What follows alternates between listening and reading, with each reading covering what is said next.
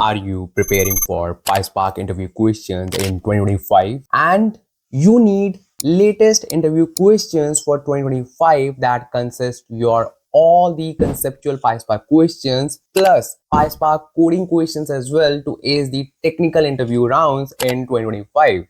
Well, I have a great solution for you. I know that even on the popular coding platforms, we do not have questions for PySpark. Do not feel sad because I have built something special for you which will make you feel that you are practicing interview question actually on those platforms where you will have real-time scenario-based PySpark coding questions and a sample dataset for all those questions so you can actually code and see the output. Really? Yes.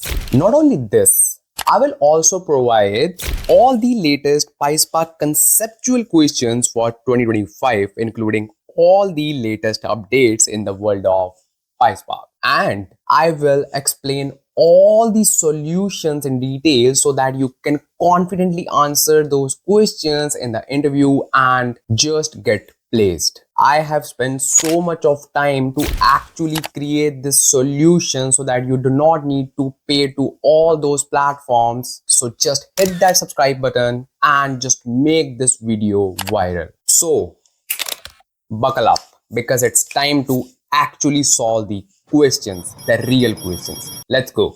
Welcome my data fam to this amazing video.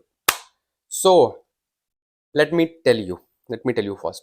I spent so much of time to actually prepare this video. It's not just a video, it's like your solution to ace your interview. So without wasting any time, I just want to discuss what is the architecture of video and what exactly we need to do, because Ansh Lamba, you just mentioned that you have created a kind of solution which will make us feel that we are actually practicing the questions in the platform, such as like famous platform. I won't take name, but yeah, you know like what I'm talking about. So the thing is, this PySpark interview questions video, this is your one-stop solution to your obviously PySpark conceptual questions, obviously, okay. And the main area, the major area that I feel was missing right now, because now it is filled with this Ansh Lamba. So whenever I want to practice any PySpark question, the coding round, where is the platform? Where is the question? Where is the data set? Where is the scenario? Where is that? It's here. It's here. So what I did, I just tried to create a solution. We know Ansh Lamba, just tell us what's that solution. Okay, without wasting time, let me just show you what I have done. So basically, I know this is the kind of notebook that, wait, my escape button, just ignore. So basically, hey, wait, let me just use marker as well. Okay, now let's feel it. Okay, so first of all, what we will do, basically, I have created a notebook, a specialized notebook for you, which will provide you the real-time scenarios like this, the same type of scenario that you see on the coding platforms to prepare for the interview rounds. Okay, then okay, we can just find this question, but I have prepared the data frame as well so that you can actually use this data frame without any hustle. You just need to use your data frame, that's it, and you need to solve this problem. You need to just deal with this real-time scenario, and that's all. So how this will work, this is your question, this is your data frame. So there will be a box here, the empty box, where you need to use your brain, use your knowledge, use your PySpark skills, and you need to actually code it, run it, and boom, you have your platform ready. And trust me, I have just put all the latest questions, all the questions which involve latest technology such as Delta Lake, streaming, everything, and some amazing aggregation functions. Like, I can't even like discuss what else I didn't put, because everything is available in this video. Plus, I will not be showing you the question and the code directly. No, you know me. So I will be just showing you how you need to approach the question. Because whenever you sit in the interviews, Obviously there's a fear of interview. Okay, like you are just giving interviews. I don't know, like it's human nature, right? Because you will be worried about the result, so you can make mistakes, and at that time you cannot even think of the logic, like how you need to actually approach any question. So I will sit with you, your boy will sit with you, and will just tell you how you need to approach the question, how you need to actually write the code, so that you can easily grab the concept. Plus let's talk about the conceptual questions. So I will just try my best, and I think I have tried my best to actually explain the conceptual questions, which are like bread and butter if you're just giving the interviews. And I have tried to explain you everything in such a way that you can understand it, absorb it, so that you can actually answer it confidently. You do not need to learn anything, you need to understand it. I know there are some terminologies that you need to learn, like some technical names, but after that you just need to understand it. And if you are learning, then obviously when you are afraid of like interviews, when you are not in your 100% consciousness, you cannot remember those definitions. So I decided to explain you the stuff and just make you prepared for the interviews. All set. Now you do not need to pay for those platforms. By the way, we do not even have PySpark available in those platforms, but there are some platforms, and I would say they are so expensive. I won't say do not waste your money, but still, if you do not want to spend some amount on those platforms, Anshlamba is here and is all set to help you to just ace your interviews in 2025. And let me just tell you, this will definitely help you a lot. If you are a pro, if you think that you can just solve any PySpark questions, bro, then definitely you can directly solve all the questions without my help.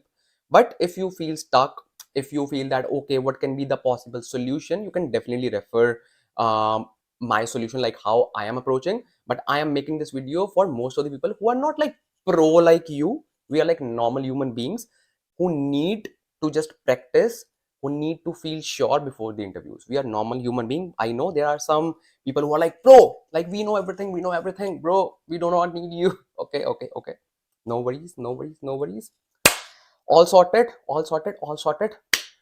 And let me tell you, bro, I spent so much of time. I'm not just flexing this thing. Okay, I just spent so much of time. No, bro, literally I was thinking that it won't take much efforts, but when I actually started working on this, bro, my mind was what? Because I need to figure out the best questions. I need to figure out the best solutions. I need to just prepare the platform. I need to just put the questions. I need to just prepare the data frame. I need to just, oh, bro, let me drink some water. No, just kidding. So my main agenda is just to make you feel sure and make you feel confident before your interviews. And bro, just make this video viral, because I want to help most of the people who are just looking for some PySpark resources, because I know there are not much resources available, and I do not want them to just pay for like some silly resources. Just use this resource, and all done, and all done. Just make sure you share this resource everywhere. It's your responsibility. it's your it's your responsibility, my data fam. And if you have not subscribed my channel, do it right now. Right now, share it with others. I don't know, just do it, just do it, and drop a lovely comment for me. I feel happy when I read the comments. I think, self-obsessed. I'm just kidding. So it's up to you. And I know you love me a lot, so I can feel that love when I just read the comments. So thank you so much, man. Thank you so much, bro, says everyone. Whew. Finally, buckle up and grab your coffee. By the way, I just had a cup of coffee, so I cannot have one more cup. So you can, and let's do it, man. Let's do it. So now the question is, from where you will be able to download this notebook in order to start with this video. Obviously, because you just need to download this notebook so that you can just run it, and then you will also be able to just fill those solution boxes along with this video. So the answer is, I have just created a Telegram channel where I'll be just uploading all the resources for my videos. Plus, I have also created one Telegram channel for help. Like, let's say if anyone is facing some errors, like I always like upload so many videos regarding projects as well. So I have seen like people face errors while creating those projects. So it is the best place. If you have any query, just drop it in the group and someone in the group can help you. So I'm just talking to you as well. So if you know how to debug that error, you should help others, and that's how the community grows. Okay, that's how this whole data domain grows. And not just the data domain, it's for like all the whole IT domain, specifically developers. Okay, and like what is the benefit if you just try to solve a error, so solve an error for others, like bro, so your debugging skills will be improved. Plus, when you will be having errors, there will be someone for you as well who will guide you how to solve those errors. And that is the role of a community. So you can just help others in the Telegram channel. And if you want help, definitely just drop the message. And I just request you all just try to help each other and just grow this community stronger, stronger, stronger. Okay, so I will just drop this notebook in the channel, and in the group it is your duty to just have like normal conversations with each other. Just try to talk to each other, like help each other, because there can be some senior data engineers in the community. They can be like just junior data engineers. They can be someone who is just transitioning into a data role. So just try to talk to each other. So that community, that group is just for you. Enjoy.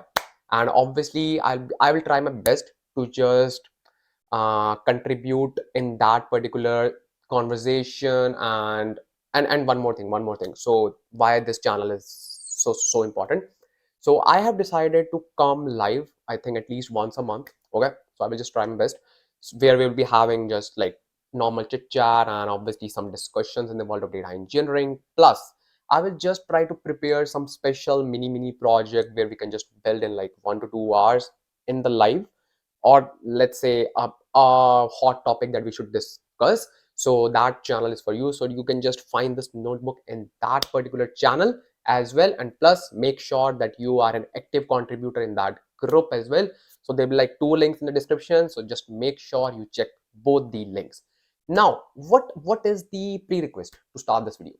Basically, I would say just basic PySpark knowledge, just basic. And I would say even if you do not have any PySpark knowledge, you will be able to start with this video, trust me. And obviously if you are just preparing for the interviews, I hope that you have like little bit of knowledge of PySpark. Okay, so second thing is we just need a Databricks account, because that is the best place to practice PySpark.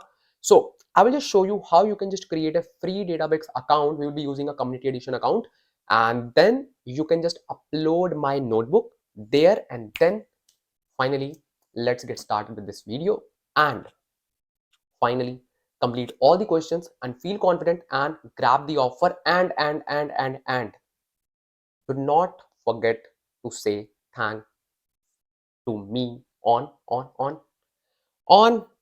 let me just type it for you, on. So I'm just kidding. Do not need to thank me. Just drop a message that you got selected or anything. So I'll be like more than happy to hear that. So it is just for that, because that is the best thing that I can just expect in return. Okay. So if you are becoming successful, if you are just cracking the offers, that means I am happy, and it's just the, you can say, the best thing I can get in return. Simple and sorted. So now you know, you do not need to pay for any platform. Obviously I wouldn't say like those platforms are bad. Those platforms are really good, but it is like my contribution to your success as well. So I hope that I can match the level of difficulty plus the scenarios, and well, and then definitely with the course of time within the video, you will see that level is really high with the course of time, and you are learning a lot, because I am here to just explain that code for you as well, right? So it is like having a platform, okay, having all the answers as well, plus your buddy to explain that code as well. All the 3 components, by the way, these are 6, okay. All the 3 components for free.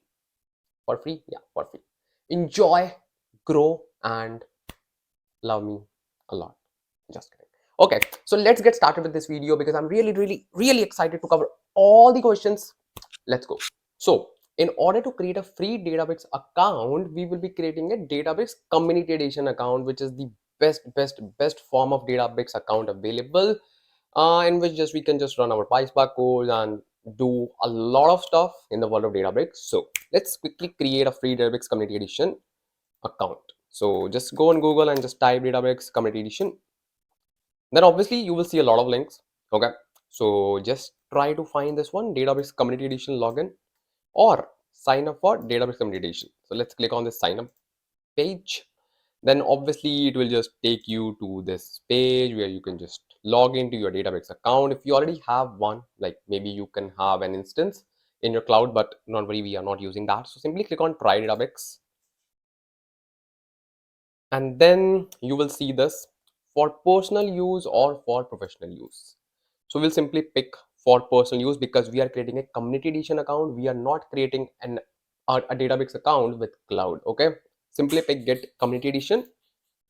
Then it will just say sign up for community edition. Now you just need to pick the email that you have not used before for your Databricks community edition account. Okay, so I will just simply put my credentials. So you just need to put the credential, and I already have one community edition account, so I will just use the same.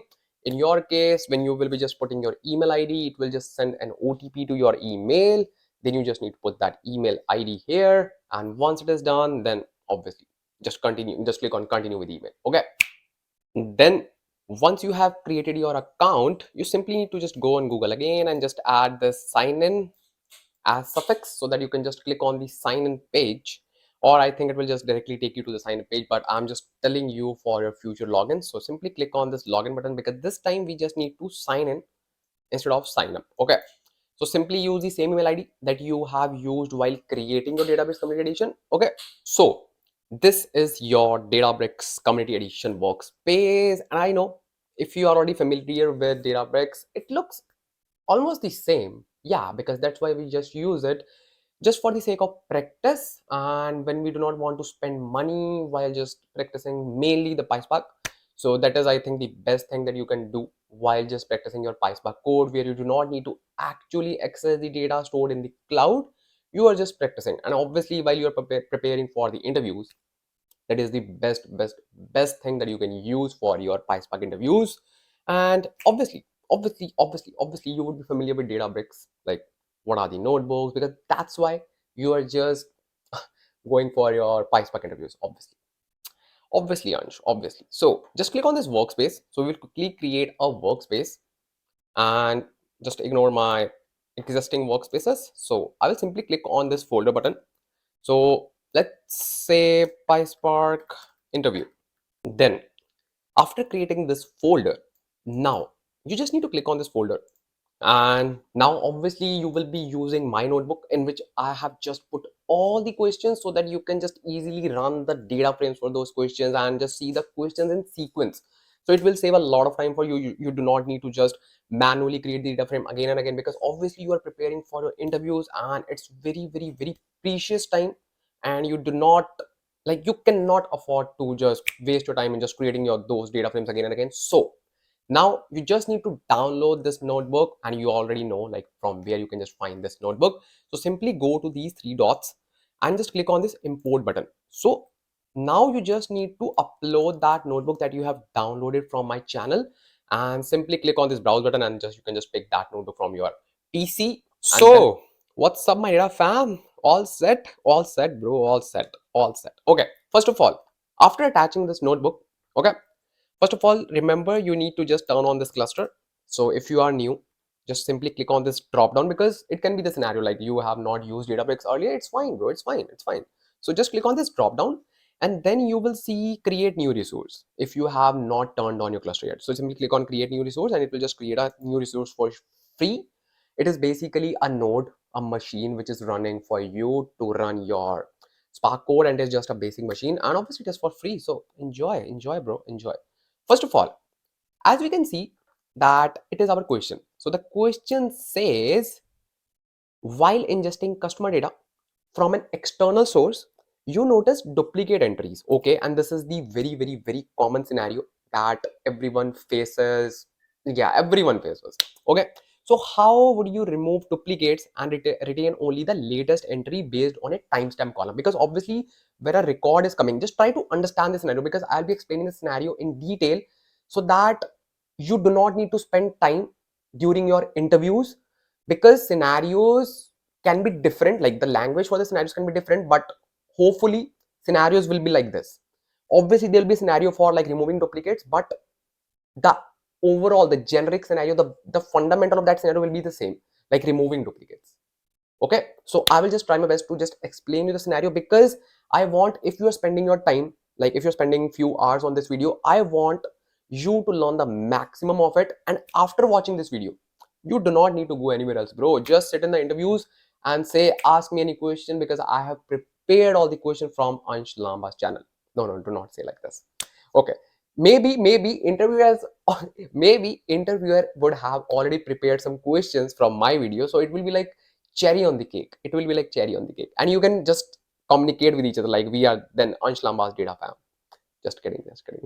Okay, so first of all, let's see our data frame. Obviously I have just prepared this data frame for you, so when you just run this, you will see this issue. Okay, you will see this issue. Let me just zoom the screen a little bit. Yeah, perfect. A little bit more. No, it's too much. Yeah, it's fine. So when you will just look at the table, you will see that this is your duplicate column, which is product ID. And what column is responsible for the timestamp? It is obviously date. Okay, it is obviously date, and you can see that one product ID came on 1st of December.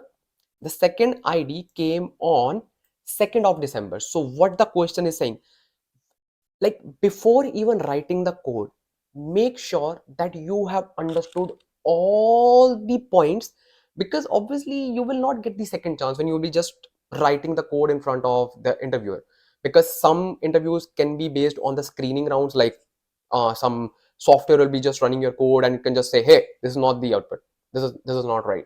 But there can be the scenarios where like actual person, like real person will be just monitoring you, and then you cannot say, wait, I didn't understand the question, or oh, I didn't just read all the points. No, do not behave like this. Just read the question like a pro, and after reading the question, just make the points in your notebook. Can you use the notebook during interviews? Obviously, if you are just sharing your screen, you can just write those points in your notebook. And if someone asks you like what you are doing, I'm just creating the notes, I'm just creating the points, just bullet points, because I'm a developer and I need to consider all the things so that I should not miss anything. That's a good practice. That will be a good point to highlight as well. So just make bullets, like bullet points. And what are the bullet points here? First of all, just tell me what are the bullet points. First thing is duplicate entries. Okay. You will just create a bullet on product ID column. Let's say just write product ID duplicate, and when you need to just pick one value out of like maybe 2, 3 or 10, right? Then what will be the deciding factor? It will be a timestamp column which will be the latest one. Okay, just write the second bullet point, latest date. Why? Because column name is date. Just write latest date. That's it. It will just put a positive impression, because it's also about the vibe. It's also about how a person is approaching to that question. It's not just always about writing a code. The person is not hiring a machine who can just write the code. Person is hiring a problem solver and a person who knows how to approach to a question, how to approach to a query if any stakeholder comes to you. Okay, simple. Just try it, because that's why this video is different. This video is unique. This video is not just, hey, just give us the question, just give us the code, that's it. No, bro, no. Ansh Lamba is unique, then obviously his videos are unique, and I accept that, but it is for your benefit, bro. It is for your benefit. Okay, so this is the date column. Okay, and just tell me one thing, which entry will you pick? Obviously you will pick the 2nd of December. Why? Because this is the latest date. You will not pick 1st of December. So you just need to pick sales as 150. Why we are having duplicate values? Obviously it can be like so many options due to which we are having duplicate values. Maybe discrepancy in the source, maybe there is an adjustment for that product ID. So there can be like many reasons. So now how to just mitigate this thing?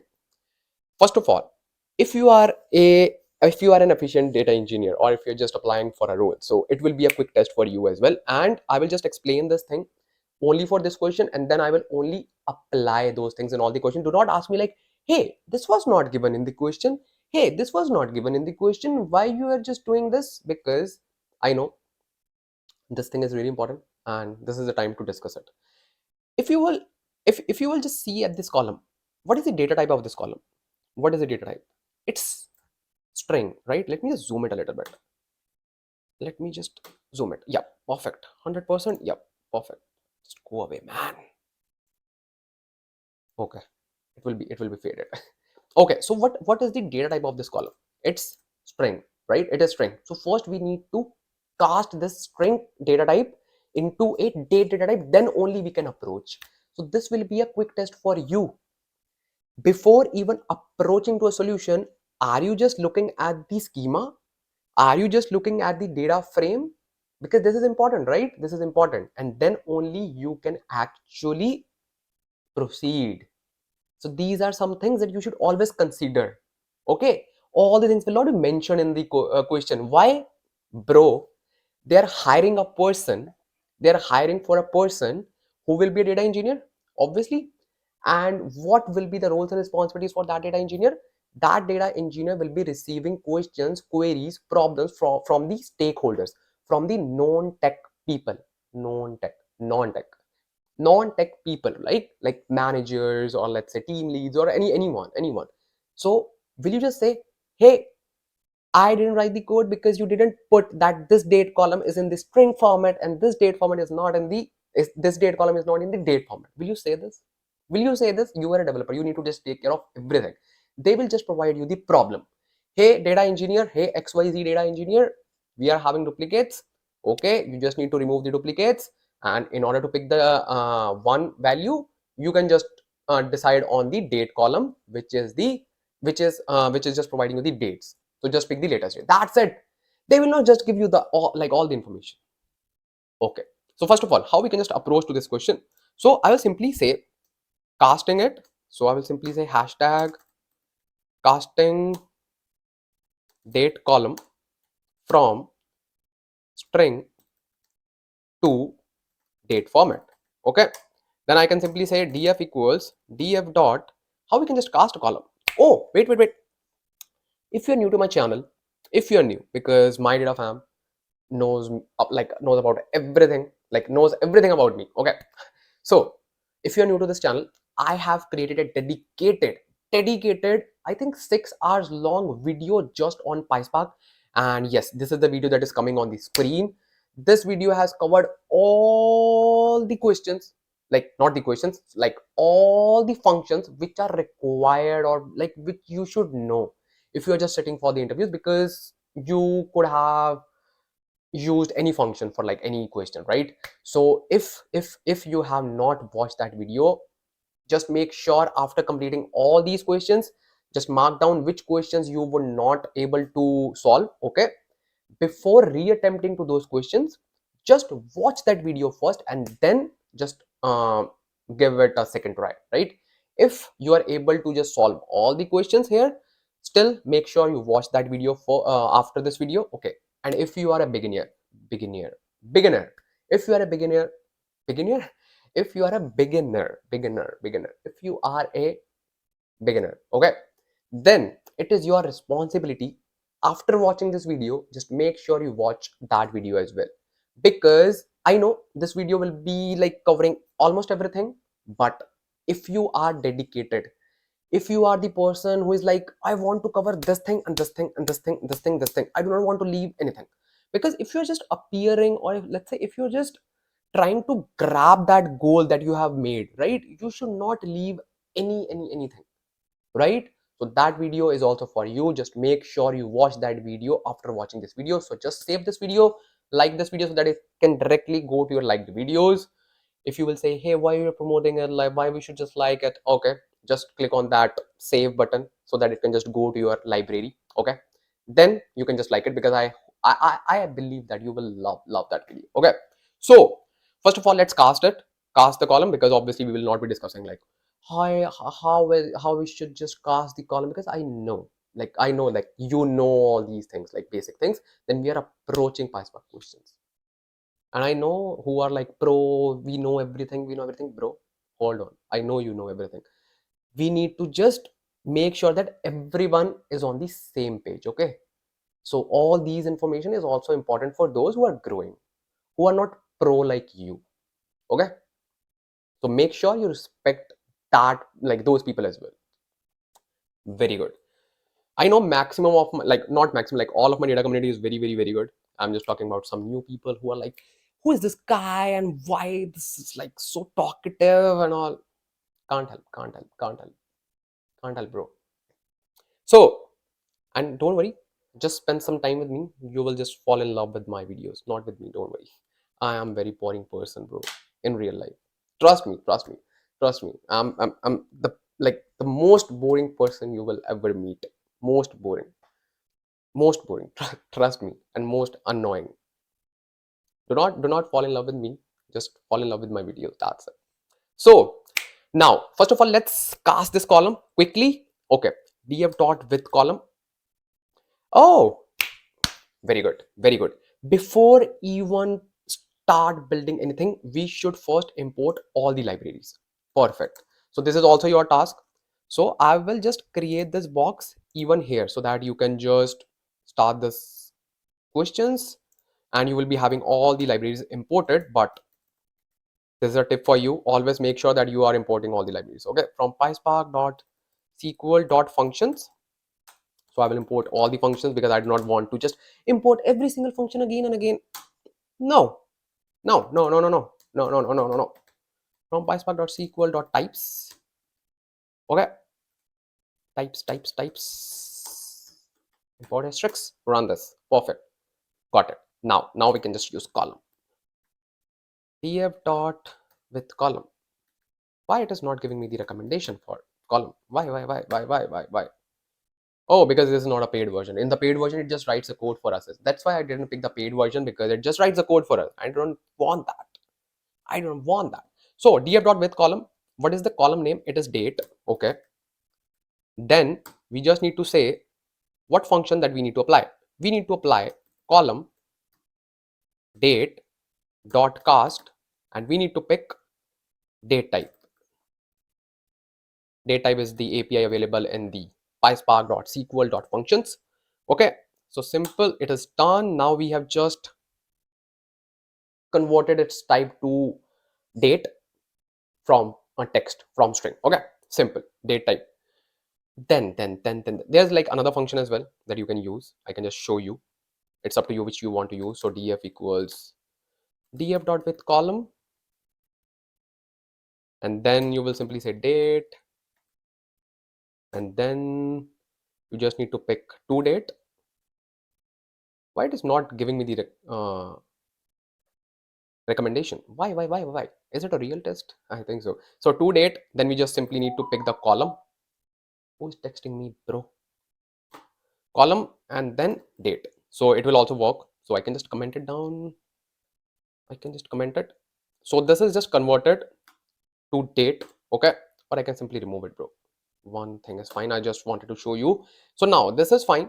This is fine. Now, first of all, I will just sort the data. Let me just write drop duplicates.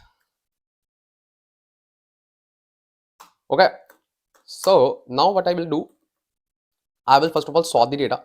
Okay, so df dot order by, then I want to just sort the data on date and actually on product ID as well. Perfect, product ID. Then I will say what is the order of this date. Then I will say ascending equals to 1 and 0. Why 1 and 0? Because I want to apply ascending order on product ID and descending order on date. Okay, then once it is sorted, then I can simply use my function called drop duplicates. Now this is a good catch. You should not just get confused. You have like both the ways of using drop duplicates function. It is like with underscore as well and without underscore. If you use without underscore, just make sure you are using capital D right after the first word. Okay, so these are like small things. And obviously if you are my data fam, you should not feel like you should not feel confused. Okay, so drop duplicates. Then we just need to assign the subset. Yes, why? We can simply define the column name, because again, a tip.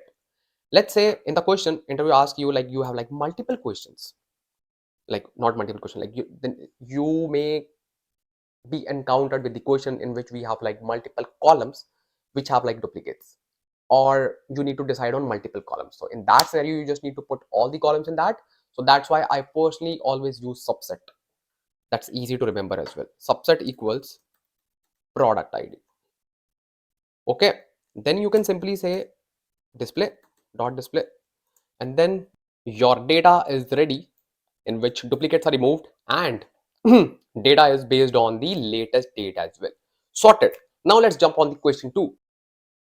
So we have our question number 2, which says, while processing data from multiple files, obviously you will be just ingesting data from so many files, or let's say from so many sources, from where you will get multiple files. Okay, you see inconsistent schemas. What does it mean? I will just show you, don't worry.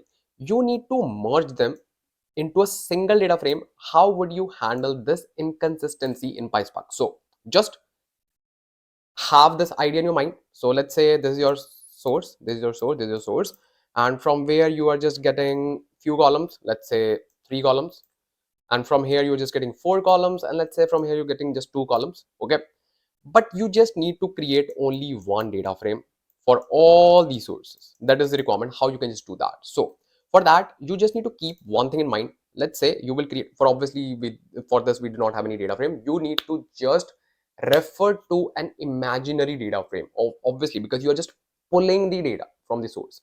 For this, you need to create a data frame for them. You do not have any data frame ready. Okay, spark dot read dot format, and now obviously if no data format is given, obviously I can just pick any data format. So I will simply pick bucket. Okay, and then this is the main thing. So now you know that you have so many files and there's no schema fixed for it. So you need to use this function. It's called, obviously you will just use the option, and then within this you will simply write merge schema, and then you will just make it true. So what this will do, this will just merge the schemas of all the files, and then it will create one data frame on top of all those files. So if we have, like, let's say multiple columns, or let's say more than specified number of columns in any file, it will just add those columns and it will just produce one data frame on top of that particular folder in which we have files, right?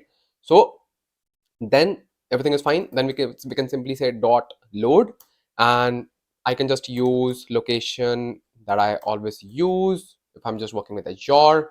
If it is S3, you can just simply say S3. It can be any location. So for now, oh, it's not AS3, it's S3. So for now, you can just pick file semantics, because obviously location is also not given, because they just want to test this function if you know or not. This is merge schema. This is very important. And nowadays it is even more important because schema is not consistent within files. So yeah, so files, data, and within this I have another folder called data files. Simple. Okay, so this is the data frame that you will be creating, and you will get one data frame on top of all the files which have inconsistent schema or like schema mismatch. So your data frame will be created. So let's finally discuss this question, and this is your like one of the most important questions, and this is the question that I can predict that will be asked in your interviews for sure. Plus this can be tweaked into so many forms. Let's say this question can be asked in such a way like, why we stopped using Hadoop MapReduce, because we were using Hadoop MapReduce. Why Spark is better than Hadoop MapReduce? Like this question can be tweaked in so many ways. But you know what? Answer is same. Answer is the same only and only if you know this answer that I'm going to tell you right now. If you know this whole concept right now that I'm going to discuss, only then you can answer all those tweaked questions. Otherwise, if you're just learning the answer after just going to Google, you cannot answer all the questions. But after actually understanding this concept, you can just answer all those forms of questions. Trust me, trust me, trust me. So basically, this Hadoop MapReduce, what is that? Hadoop MapReduce was the framework that we were using to process our data in parallel. So it is obviously similar to Spark. Obviously, that is why we have this question, like why we are using Spark over Hadoop MapReduce. So this was our go-to framework before Spark, as we all know. But why we are using Spark then? And why we just stopped using Hadoop MapReduce? Why? So the thing is, this word MapReduce is actually consisting of like two words, map and reduce. Map and reduce. So this map was the process in which our data was being distributed among nodes, among machines, among cluster of machines, anything you can say. And this distributed data was then combined with the help of reduce, and then we were having the complete data set, complete data frame, or complete output. Okay, so what was the issue with that? Everything was fine, right? The issue was this map step was actually writing all the intermediate data to the disk. What can be the intermediate data? Like any kind of processing, any transformation, everything. So all that data was being stored to disk. What's wrong with that? Then this reduce step needs to go to the disk again to collect the data, because obviously only then it can combine all the data that was distributed among so many machines. Then it was actually taking a lot of time as data grew. Okay, then Spark came into the picture, and Spark actually started working, or let's say processing or distributing the data in memory, and obviously reading the data from the memory. So it was not supposed to go to the disk to store the data first and then read the data, and it was saving a lot of time. That is the first thing, and that is the best thing. Now a follow-up question can be asked, and this is really important. This can be really tricky. They can ask that, but still Spark writes data to the disk. First of all, why? And then what's the difference? Then why we need Spark if it still writes data to the disk? So the answer is yes, it writes data to the disk, but only then when we say to write the data to the disk. Only when we say, using let's say persist option and then just write data to the disk using that parameter, or or it cannot handle your all the intermediate data and it cannot fit in that memory. Only then it writes data to the disk. It is not writing data, like it is not writing all the data to the disk. It is a scenario where it writes data to the disk. Now if it writes data to the disk under some circumstances, then Spark and MapReduce will be the same, right? No, Spark is still faster than MapReduce because it has query optimization techniques, catalyst optimizers, logical plans and all. So still, if it writes data to the disk in some scenarios, still it is faster than Hadoop MapReduce still. So this is the major difference. And this is your answer to all those questions, why MapReduce, why blah, blah, blah, blah, blah. Okay, second answer, or not second answer, like second point, why we are using Spark. So basically, Hadoop MapReduce was meant for batch processing. Okay, but Spark is meant for both. It is efficient with both batch and streaming processing. And that is obviously the need of the hour right now. We need like like a framework which can just process the data in real time. And Spark is very efficient with that, as we all know, right? So now you know the concept, right? Now you know the concept. So just be confident, and whenever you hear this question, and just say, bro, I will answer this question. I will nail it. Okay, so this was your question, and this is really important. Just make sure you are taking notes. So now let's see what is our next question. So this is our not third, I think fourth question. Yep, because third question was the theoretical question. Yeah, but according to the notebook, it's third, so it's fine. So this is our fourth question. So what is this question? It is saying that you are working with a real-time data pipeline. Oh, we were just talking about some real-time data, streaming data, and now we have like real-time data pipeline. And we noticed some missing values in our streaming data, right? And column name is category. And we need to just handle null or missing values in that particular scenario. And this is the data frame that they are just referring to run the stream, like just to initiate the stream, right? Streaming query. So in that scenario, this is our streaming query, right? What we can do, we can simply say df equals df dot fill na. We have a function called fill na, but within this I will assign a dictionary in the key value pair, because I need to specifically put column inside this, that which column I need to pick. Because if I just use fill na, I can just assign one value, but if I want to just tell the column as well, because there can be like multiple columns. In this scenario it is just one column, maybe there can be like 2 to 3 columns. In that scenario we will just pass a dictionary. So we will simply say category, and then we can simply say if we have any specific value for category, then it's fine. Otherwise we can simply say na, or let's say na instead of missing values or null values. It will hold some value. I know it is na, but it is understood because we can just query this data based on this na. We can just show this data that we have na these values in the dashboards and all. So it is still fine. We have some value to hold within it. So if we just want to assign multiple values, we can simply add comma and assign another key value pair. So it is fine. It is fine.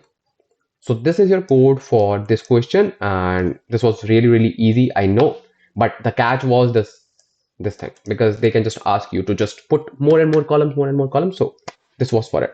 Now let's see what we have in our next question.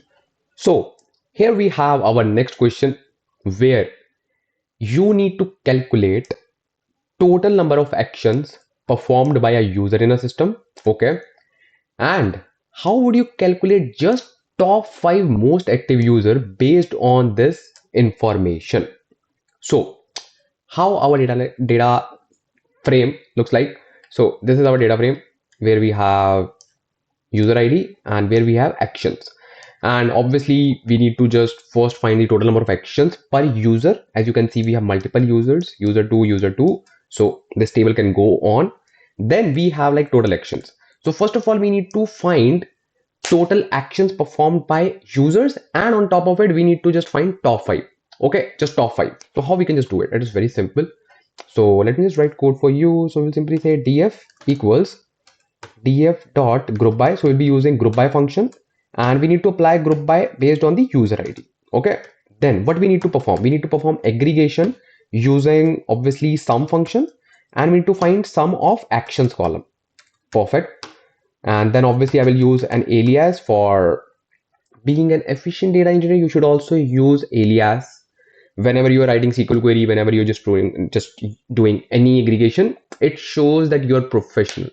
It shows that you know how to just write queries or transform data in the real world as well.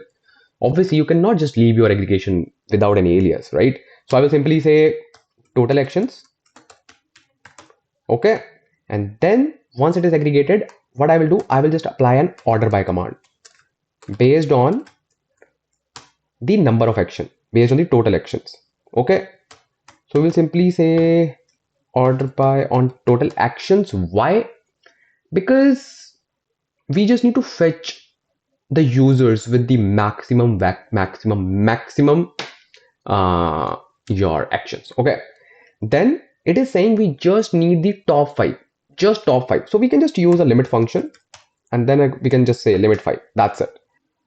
And then we can just simply run it like df.display. And one more thing, we just need to say ascending equals false. Ascending equals false or ascending equals say 0. It's your choice. I can simply write ascending equals false. Perfect. Let me just run it. Oh, perfect. We have got the users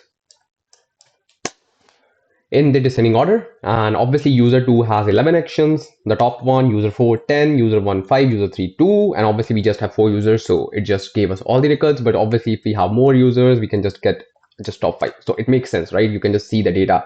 It is sorted based on number of total actions. Perfect. So now it was all done. This was all about this question. It's nothing special in this. So let's see what we have in our next question. So here we have our next question, and this question will require some special things, so I will just let you know what's that. So basically, while processing sales data transaction, or let's say processing sales transactional data, you need to identify the most recent transaction of each customer. So let's say you have like so many customers, like customer 1, customer 2, customer 1, customer 2. Then you just need to get the most recent one, the most recent one. Okay, let's say this one, this one, this one, this one. So now we know like this question is something similar to the one that we did before, like where we just removing the duplicates, but this time I do not want to use drop duplicates method. Then how we need to just do that? Because obviously it is a professional method as well. So now I need to use window functions for it. Window functions, yes, window functions. And obviously it will just show how much you know about, let's say, window functions as well. So I will just try to complete this solution with the help of window functions and just do it yourself if you know window function. If not, I will just tell you how you can do that. Okay.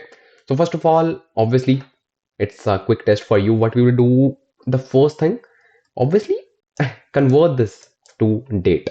And this time we have transaction date instead of just date. And we have customers instead of users. Okay. So first of all, I will simply say df equals df dot with column, and then I will say transaction date. Okay, and then I will simply pick column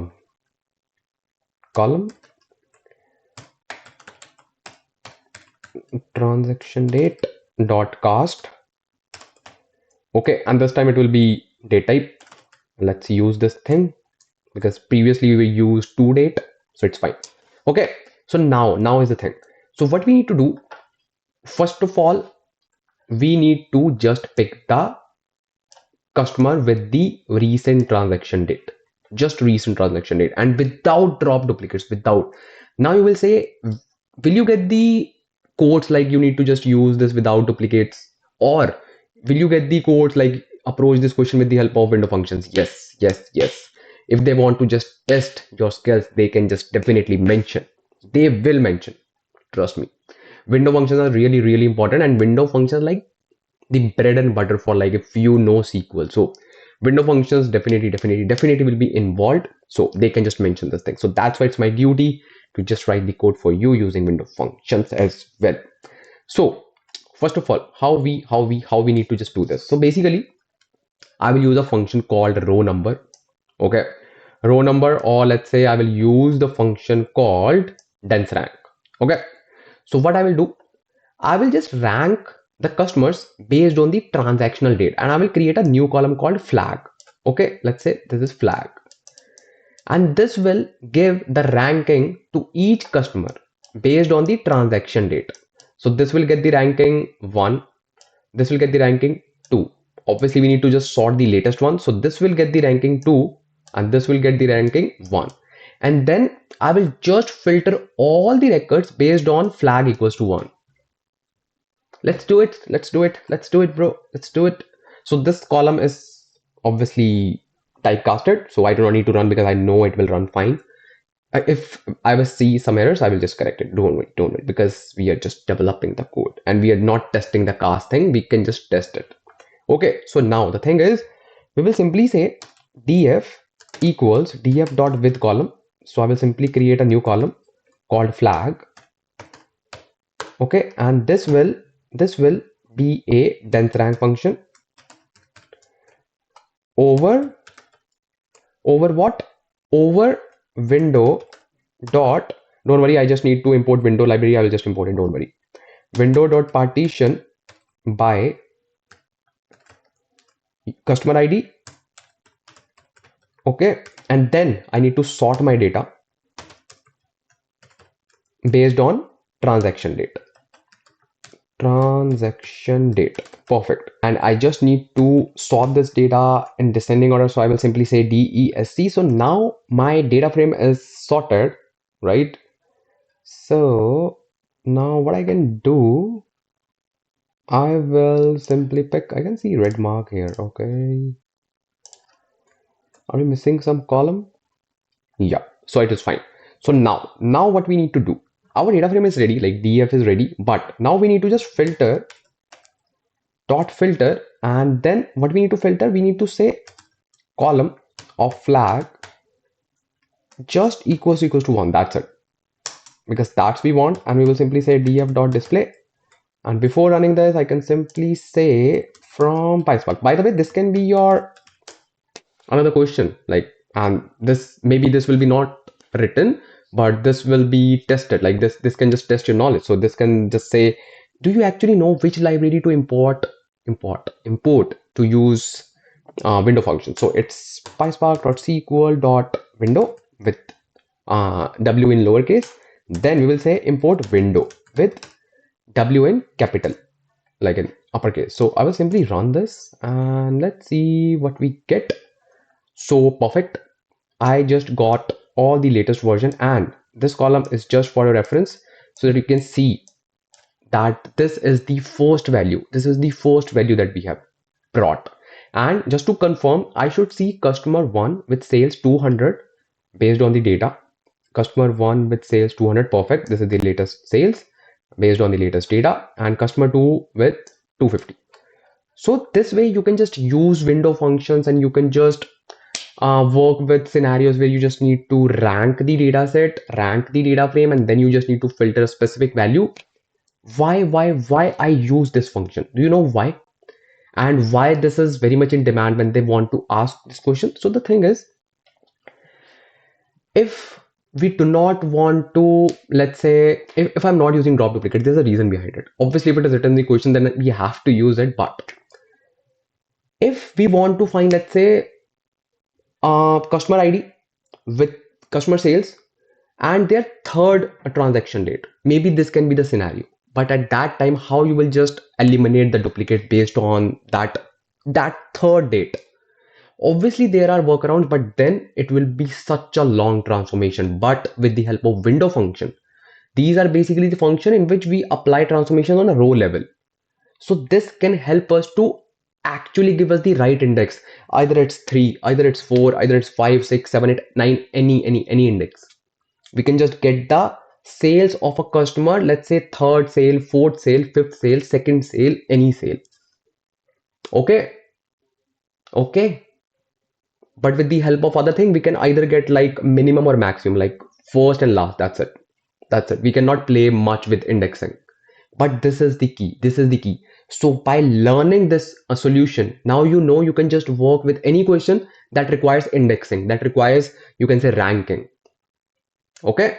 So this is your question. This is your question. So let's see what we have in the next question.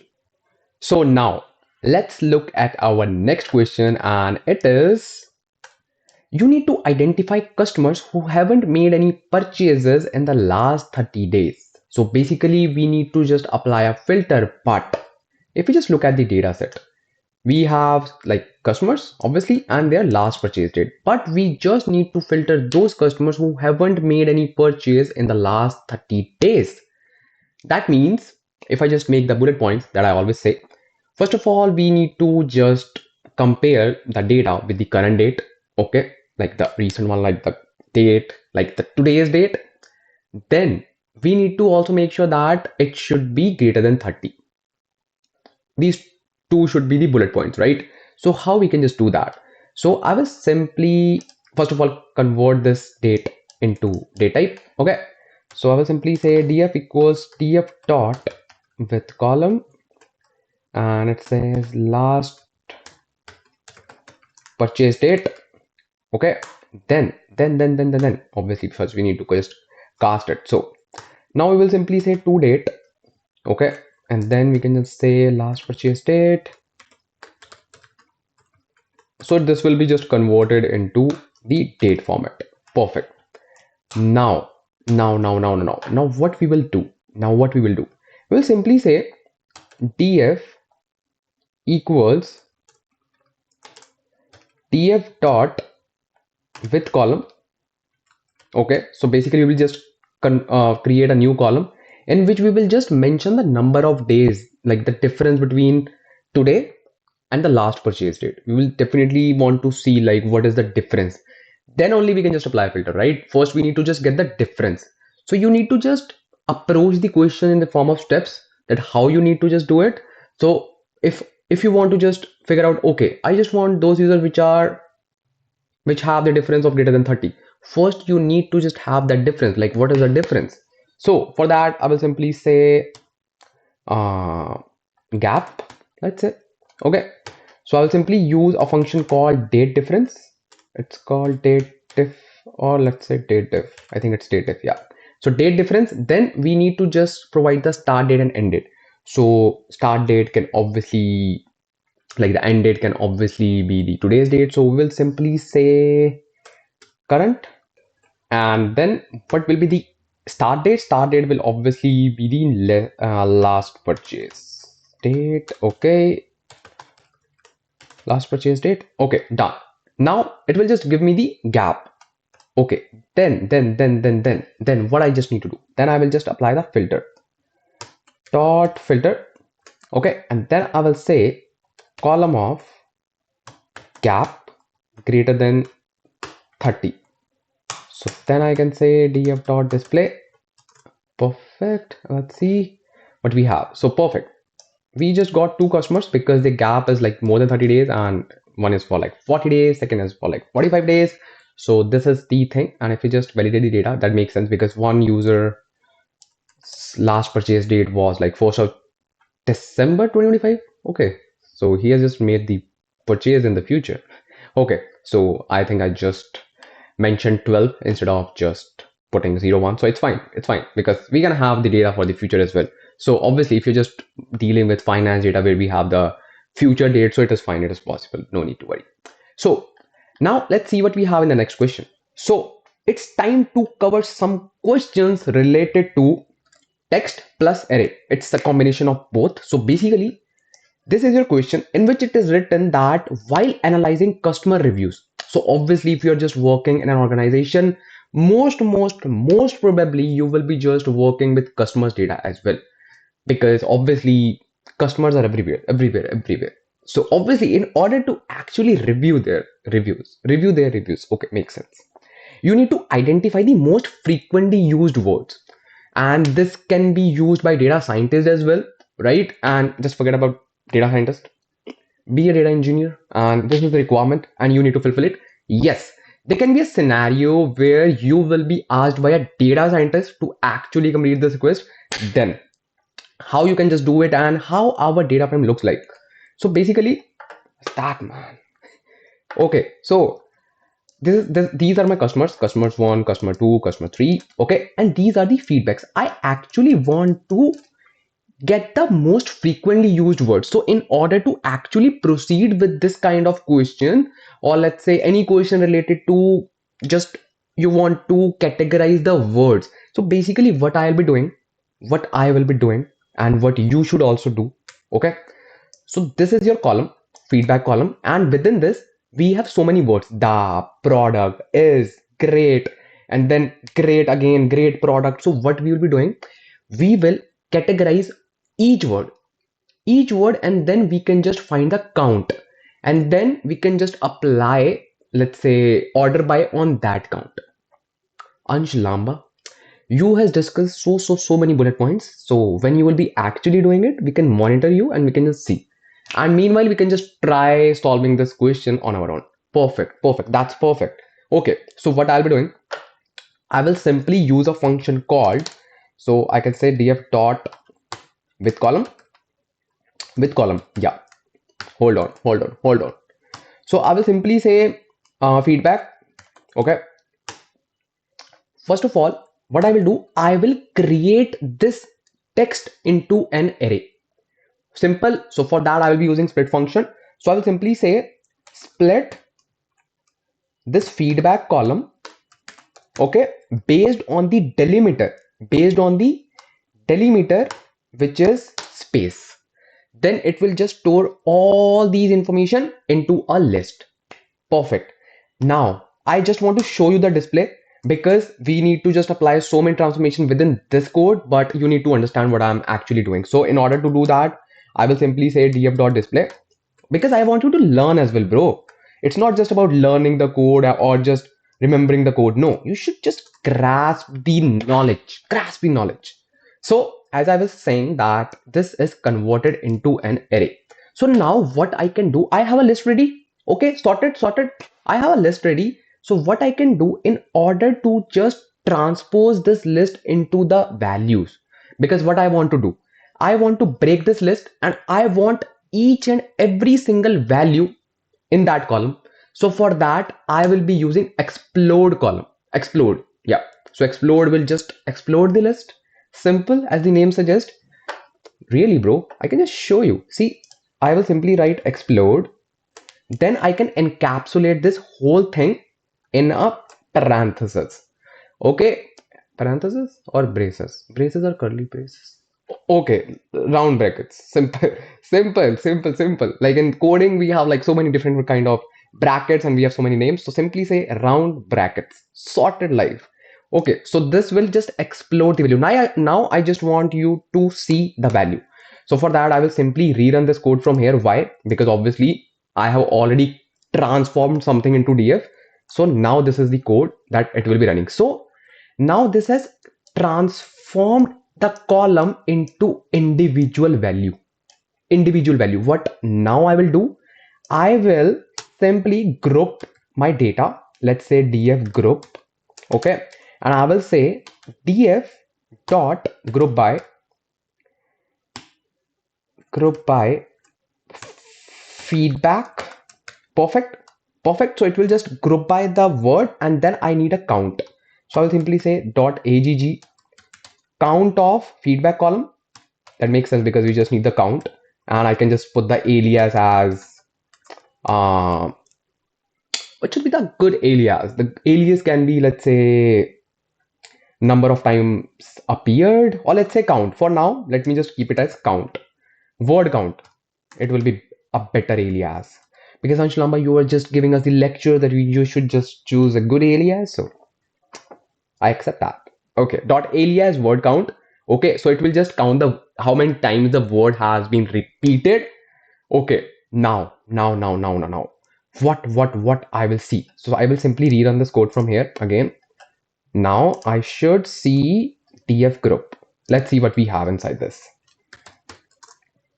Because I'm not just explaining you or giving you the questions. I'm just giving you the scenarios. I'm just trying to explain you the concept. Got it? Got it. So obviously this was a small data set, so all the words just appeared only once. One thing I just want you to tweak here, as you can see, great and great actually appeared 2 times, but it didn't pick the latest one. Why? Because of the uppercase ng. So in order to tackle with this situation, obviously these things can be add on. Okay, so what you can actually do, you can first of all apply another transformation. Let's say dot with column, or we will just apply with column first. So here we can apply another with column. Okay, and then I will say word count. Perfect. And what transformation I want to apply? Lower. Simply lower and then word count. Perfect. Now let me just run this. Oops.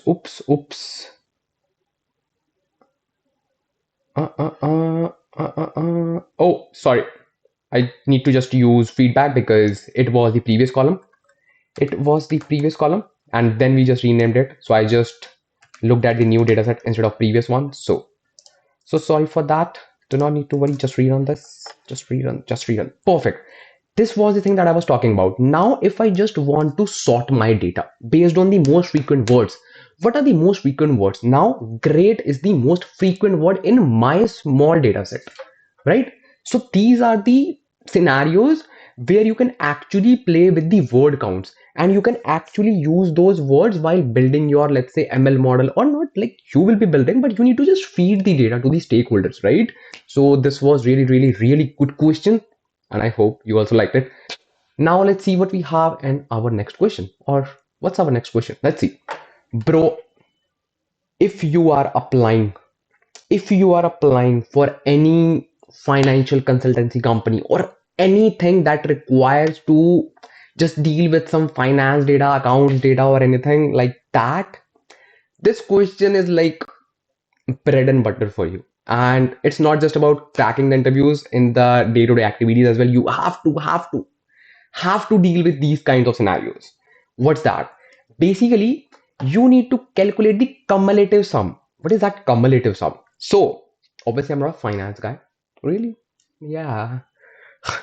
We are mathematics guy, and I don't even know M of mathematics.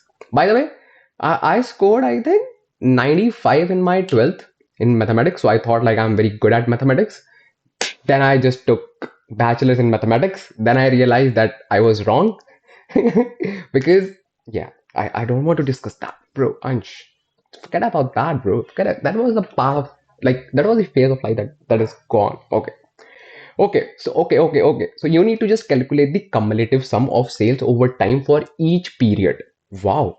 Basically, to sum up the question or to just make you understand the question, this is your data. Let's say product 1, product 2, product 3, 4, so on. These are the dates. I actually want to find the cumulative sum. So how my output will look like here. So as you can see, my data is like this. Okay. Then I need to make sure that product 1 will be having sales as 100. Okay, but for the next period, which is 3rd of December in 2023, my data will show sales as 250 because 100 is added into 150. Then so on, That is called cumulative sum. So in order to find cumulative sum, we have to use window function again. This time, we will not be using a well-defined window function. We will be using aggregated or let's say aggregation functions, but we will be treating those functions as our window functions. Ansh Lamba, life is already really complex. Why you are just making it more complex? Am I making it? Bro, I'm just trying my best to make it simpler, bro. Trust me. So I'll just show you what I mean. Okay. So first of all, what I will do, I'm just making you feel confident, bro. You are saying that I'm just making your life complex. Really? They are making your life complex. What in your interviews? I'm just making it simpler so that you can just answer all the coding rounds and just drop me a message that you are selected and all, and just enjoy. Obviously. So what we will be doing, simple, I will just create or let's say recreate the sales column, and how we can just do that. So I will simply say df dot, actually I can just create a new column so that you can actually understand the cumulative sum column. Okay, let me just show you df dot with column. Okay, and this time I will simply say cumulative sum, cum sum. Yeah, it makes sense. Cum sum. Yeah. So now what I will do, I will just use a window function, or it's not a window function. It's basically a normal aggregation function called sum, but I will treat it as our window function. So I'll simply say sum of our sales column.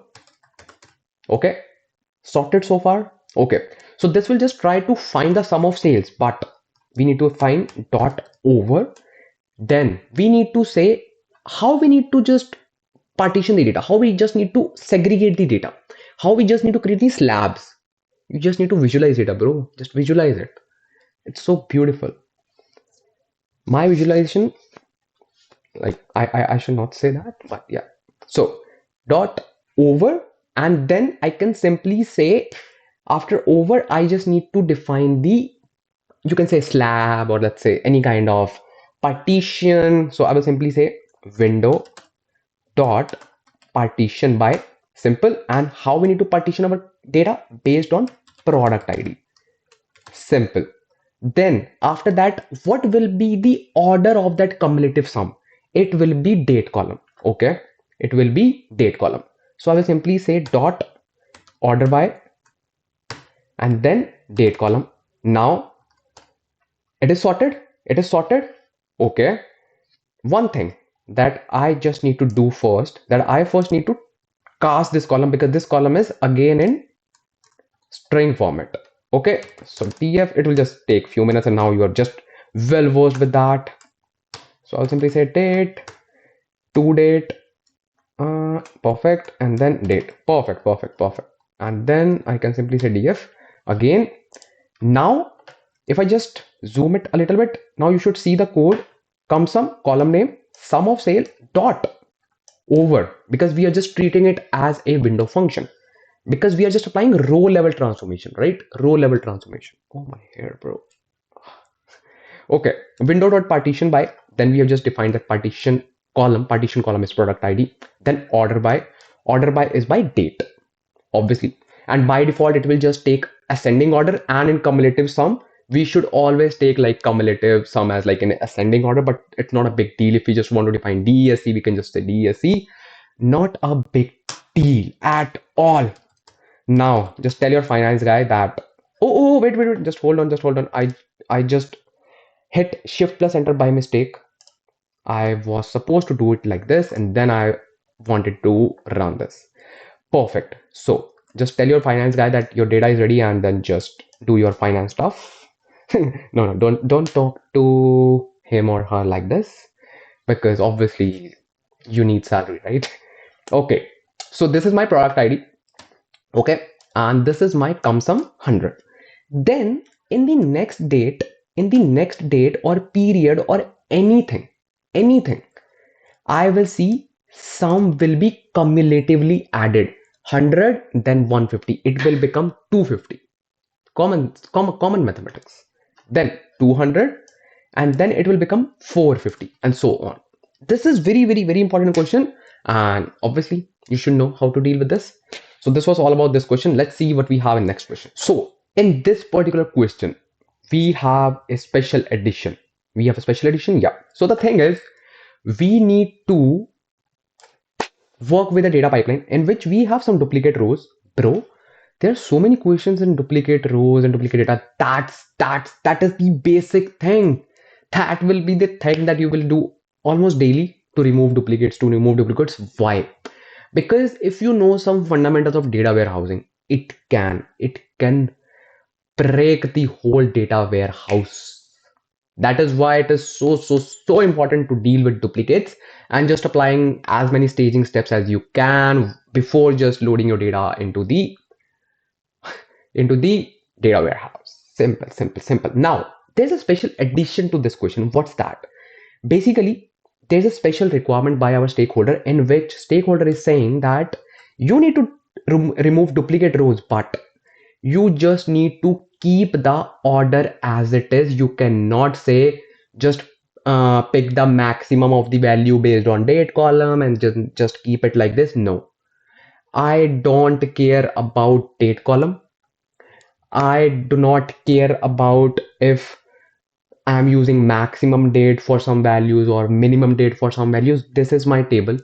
Just keep the order as it is, and just keep the records, and just keep the first records without caring about anything, like without just, let's say, without touching anything. You just need to pick the very first record available. And how we can do that? Here we will be again using our window function, and this time we'll be using a special window function. It is called row number. So what is row number? You should know, bro. If no, basically row number just assigns the value 1 2 3 4 5 based on what thing? Based on nothing. I'm not kidding. My phone's battery is low. No worries, I'll charge it. So what it will do, it will simply provide 1 2 3 4 5 6. It does not care if you have same values. Let's say one column is, let's say, this thing. So here if you see the age column, what should be the ranking for 25? You will say 1. Let's say 1. And what should be the ranking for 25? If it is 1, then obviously you will say 1. Row number will say, I do not care, this is 2. How? I don't know, because it appeared at the second rank. That's it. It is second. So it does not care. That's why it doesn't mean that it is like a useless function. See, it is very useful in this particular situation. By the way, second useful application for row number is like generating a surrogate key. Now, do not ask me what is a surrogate key. Do not know what is a surrogate key, bro. What you're doing, bro? So basically, surrogate key is a pseudo business key that we assign in order to eliminate the primary key from the dimensions. Why? Because we just keep the primary key that we get as business key, but while applying joins, it takes a lot of time and it just creates complexity because it is like so long in length and all. Surrogate keys are simple: 1, 2, 3, 4, 5, 6. Simple. It is very easy to just apply joins. Sorted, right? Sorted. So now see, you're just gaining extra knowledge as well, additional knowledge as well, because everything should not be covered in the form of question like what is a surrogate key, but it can be a quick question that you are just writing the code. Interviewer asked you, hey bro, what is the application of row number other than this? You were like, I didn't cover this question. No, that is why I'm just explaining you the concepts, explaining you the scenarios, actual scenarios, how to approach them, right? It's not just a coding session. It's not just a coding class. You need to just solve the problems. You are a developer. You need to just develop the solution instead of developing a website. That is the difference, right?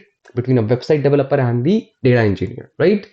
You do not need to just develop. You need to solve problems. I know that we do not have much DSAs popular in data engineering, but still we solve problems, bro. We solve problems not with the help of coding. We first understand the problem, then we approach it with the different, you can say, applications and all. Okay, just keep your mouth shut and just write the code. Okay. I heard you. Okay. So simple. What I will do, I will simply say df dot with column. Okay, sorted. And then I can just create a new column just to show you as row flag. Okay, and this time I will be using a transformation called not window, just row number. Yeah, row number. And then I will simply say dot over. And then I just need to define the partition by, first of all, obviously, and then order by. Simple. So partition by will be obviously name. So window dot partition by, and it will be name. And then I will simply say order by, and order by will be my age. Perfect. And then it will just assign values as like 1, 2, 3, 4, 5, 6, 7, 8. And then what I will say, I will simply say dot filter my data frame, and add column as a row flag. Oops, equals 1. Simple. And then I will simply say df dot display, and simply just display this result to your interviewer, and he or she will be very happy. No, what's that, bro? Oh, I just added underscore. Do not worry, just say now you should be happy. Simple, bro. See, now I just got Jane, John, Alice. John as my as just like one value for John. And what is the value? The first one. Okay, so this was all about row number function. So this was really handy function. So you should know window functions in detail. See, there are like so many questions. So let's see what we have in our next question. I don't know. So how do you just implement this? First of all, just tell us this thing. Just tell us. So basically, it's very simple. It's a little like it's a very cute and simple question, but still important. It doesn't mean that if I'm just creating a video, I should just only cover the complex questions so that video looks like very catchy. It's not like that. When you're just preparing for the interviews, you should cover everything. Simple things, complex things, some crazy things, everything. Everything is important, bro. Do not just focus on the difficult things. I just need to prepare for this. I just need to prepare for like data skewness and all. Bro, cover everything. Everything means everything. Cover everything. Okay, so this is very simple. These are like my users, and I just need to perform a simple aggregation, and I just need to grab the average duration for each user. So how we can just do that? It is very simple. You can simply write df equals df dot group by, and then I will simply say I need to just apply group by on user ID. Okay, and then I just need to find AGG, and AGG will be average of duration average of duration dot alias, because Ansh Lamba said just always provide alias name. We cannot skip it. Yeah, you should not. Now you can say average duration. Okay, and then you can say df dot display. Perfect. Let's see what we have. What's happened? What happened? What happened? Oh, just put single quote here. So it's fine. Just run it. So this is the thing. This is the thing. User one, user two. 55 minutes, 60 minutes. As you can validate this information as well. The average of 50 and 60 is 55. Just trust me, because I have done my bachelor's in mathematics. Bro, this is like simple mathematics. It is 55, right? Okay. And the average duration for 45 and 75 is 60. Just trust me, because no. Just take out your calculator and just validate it. So if this question says that you need to find the product with the highest sales for each month. And what do we have in our data set?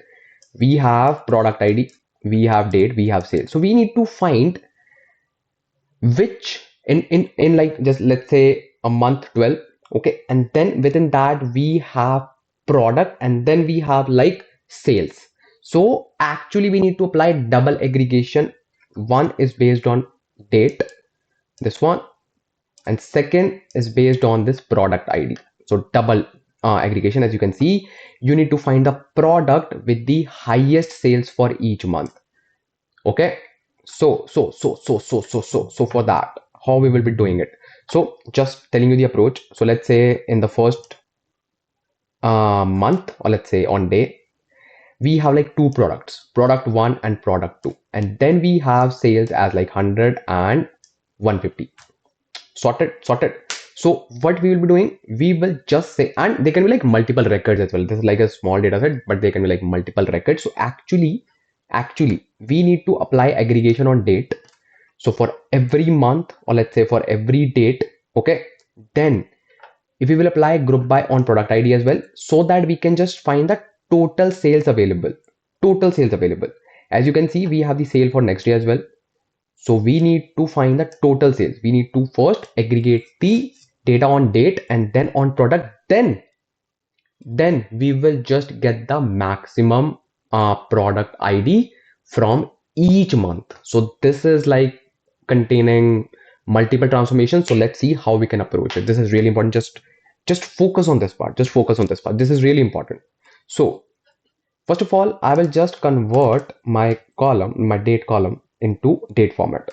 So I'll simply say with column date, okay, and then I will say to date, and then I will simply say date column. Perfect. So this is done, and once it is converted into date, then real transformation starts. So first of all, I just need to grab the month from the date column. If you see, my date has the complete date, like 2023 12/01, 2023 12/02. So we just need to grab the month. So for that, I will simply say df equals df dot with column. Okay, and I can simply transform this column. Okay, date, and I will simply say month, and then I will say column of date, or let's say just date. So this will just grab the month out of date column. This is sorted. Okay, now on top of this data frame, I will apply group by on top of this. Wait, I just added dot group by inside this. So on top of this data frame, I will apply group by. Okay, and what will be my group by column? First of all, it will be date. Let's say priority will be given to date. Okay, so now it will just apply group by on date, but I just need to apply group by on product ID as well. So I will simply say product ID, simple. So now I have applied aggregation on top of both the columns. Then I will say dot agg, and I will simply say sum of sales. Perfect. So far I have aggregation on month. Okay, so this will just go to this column. So it will just say month 12, and it will say product 1, and it will just apply sum on both the values 100 and 200. Sorted. Then it will say this date, the same date obviously because month is same, it's 12. Then it will go to product 2, and then it will apply sum on 150 and 250. Okay, so far the data is just aggregated. It has just aggregated the data, so now what we actually need to, first of all, let me just show you this output, like output for this data frame, so that you can actually understand what we are doing. So in order to show, so simple. Oh, Anshlama, you forgot to give alias. Okay, we got you. So what, bro? So what? I was just trying to explain you stuff and what's wrong. Wait. Let me just complete this code and then I can just do it. What do you want, bro? What do you want? What's wrong in that? Oh, because we just need to rerun it because we already applied the aggregation. No worries.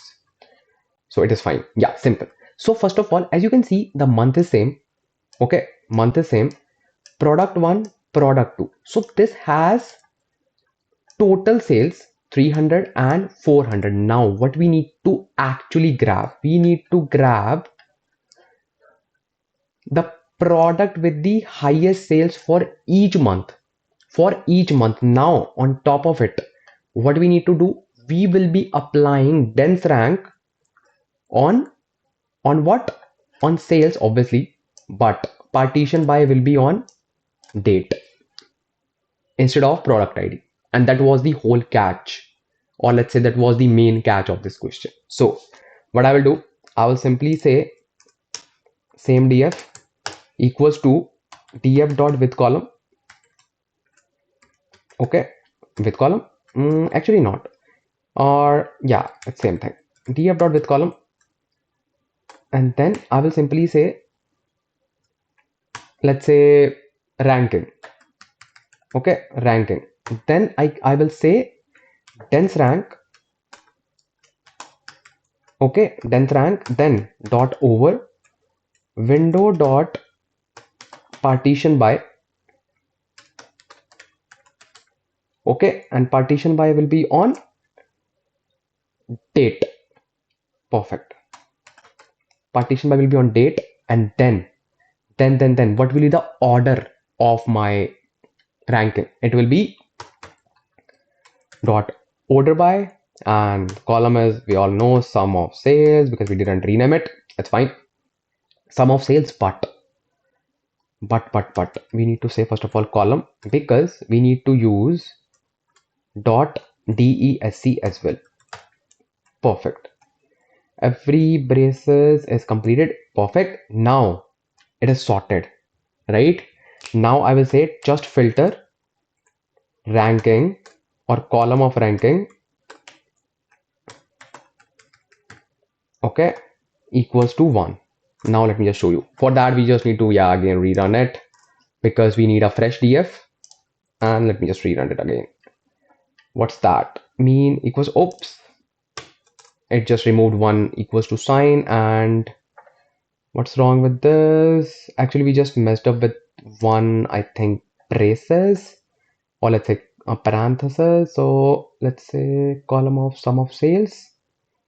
Okay, oh man, yeah, there were like too many braces. So let me just confirm before submitting. So column of sales dot desc. Okay, and this braces is closing for this one. Perfect. And this brace is parenthesis is closing for this one, and this one for this one, this one for this one, this one. Let's run this, bro. What's wrong with that? Sales cannot be resolved. Really?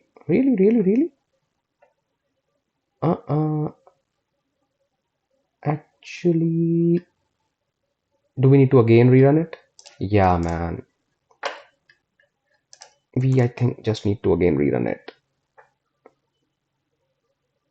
What's wrong with this code? Let me just see. So basically, column object is not callable. Why? We have already ran this, and that is the only issue that it throws regarding column object. Let me just rerun it. Oh, we just need to restart it. Column object is not callable. Why? And where is that one? I think something is wrong with the braces. No, it is fine.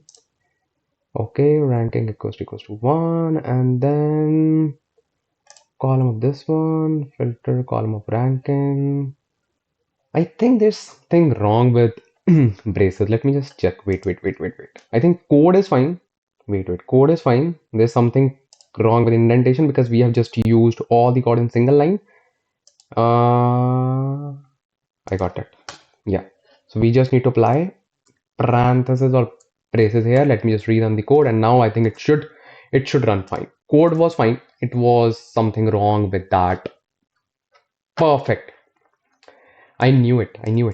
So simple. So now as you can see that we have just got product 2 based on the month, and this product 2 has more sales. 250 plus 200 becomes 450. Simple. And we just got the top product for each month, and it can be used, or let's say it can be applied in the scenarios where you're just analyzing products performance month by month, or it can be tweaked with, let's say, weekly performance, or let's say yearly performance, quarterly performance as well. So it totally depends, but yeah, you now know the fundamental thing, like how you just need to approach to that question. Okay, so I think now we should just level up our questions. And now, yes, we should just level up our questions because we have already solved how many questions? Well, yeah, so let's level up our questions. Okay, let's see what we have in our next question. This is our next question. What is the role of Spark context in PySpark? What is the role of Spark context? So basically, Spark context, Spark context is basically the entry point for Spark. So basically, it is the connection that we built, and let's say it will just create the connection to the cluster so that it can just actually get the machine, CPU, memory, everything available, so that we can just start our processing. Obviously we will not be processing, but our code will be will get started processing with the help of Spark context. So you can just treat it as like a kind of bridge between the driver program and the cluster manager. So it acts as a bridge. It fills that gap, and obviously it will just establish the connection to that particular cluster manager or cluster. Simple, sorted is very simple, to not make it complicated. So this is all about Spark context. It's time to cover this most basic, most fundamental, and the most important question. So obviously there can be a direct question that explain the Spark architecture in just 2 to 3 minutes. Just quickly explain this architecture, or they can be like cross questioning based on this particular architecture. So you should know actually what is the Spark architecture, and this is very simple. Do not make it complicated because this is really simple. Let me just show you. So let's say, first of all, this is your cluster. Okay, just to make sure, like, what are these boxes? These are your cluster with machines or nodes, just one cluster. Okay, so basically whenever you submit the code, let's say you or your manager or your interviewer submits the code or application, it first goes to cluster manager. Yes, and now this cluster manager can be yarn, Hadoop yarn, right? Or let's say Spark standalone cluster. Okay, then it picks one node or one machine within the cluster. Within the cluster. Hold on, I'll just talk about that thing as well that you're thinking right now. Hold on. So it will just pick one machine, and it will create a driver program on that. And it will say it is a driver node.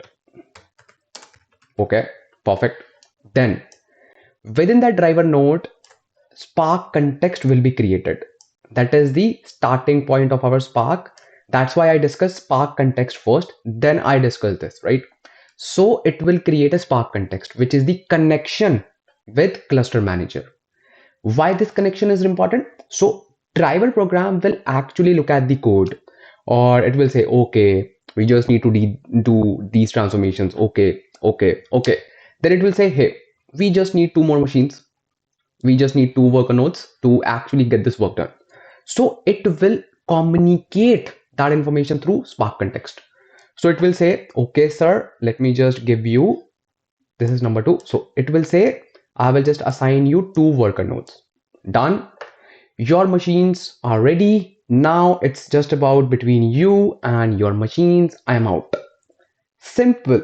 So now driver program or driver node will be communicating with worker nodes. Simple. This is the architecture. So obviously this driver program will or driver node will just pass on the information that you just need to do these transformations. You just need to apply this, everything, this. Then they will be just actually following the guidelines. That's it.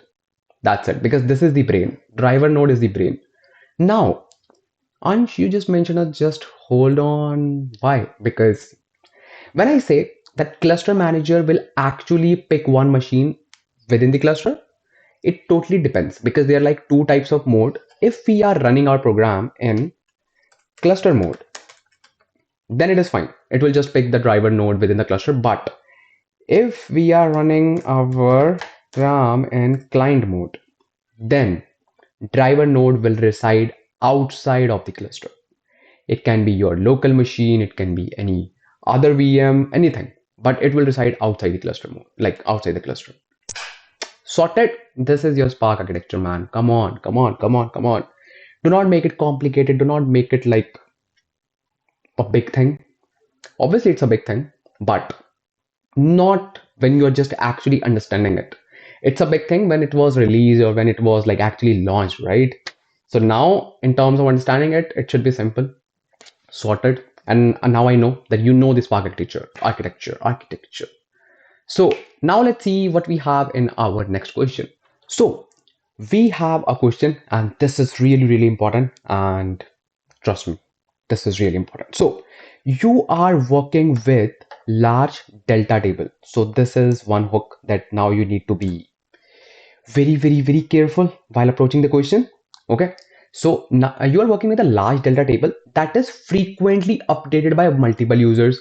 Maybe you, maybe some other developers and some other pipelines, anything. That data is stored in the partitions, in the form of partitions. Okay. And sometimes update can cause inconsistent reads due to concurrent transactions. Okay.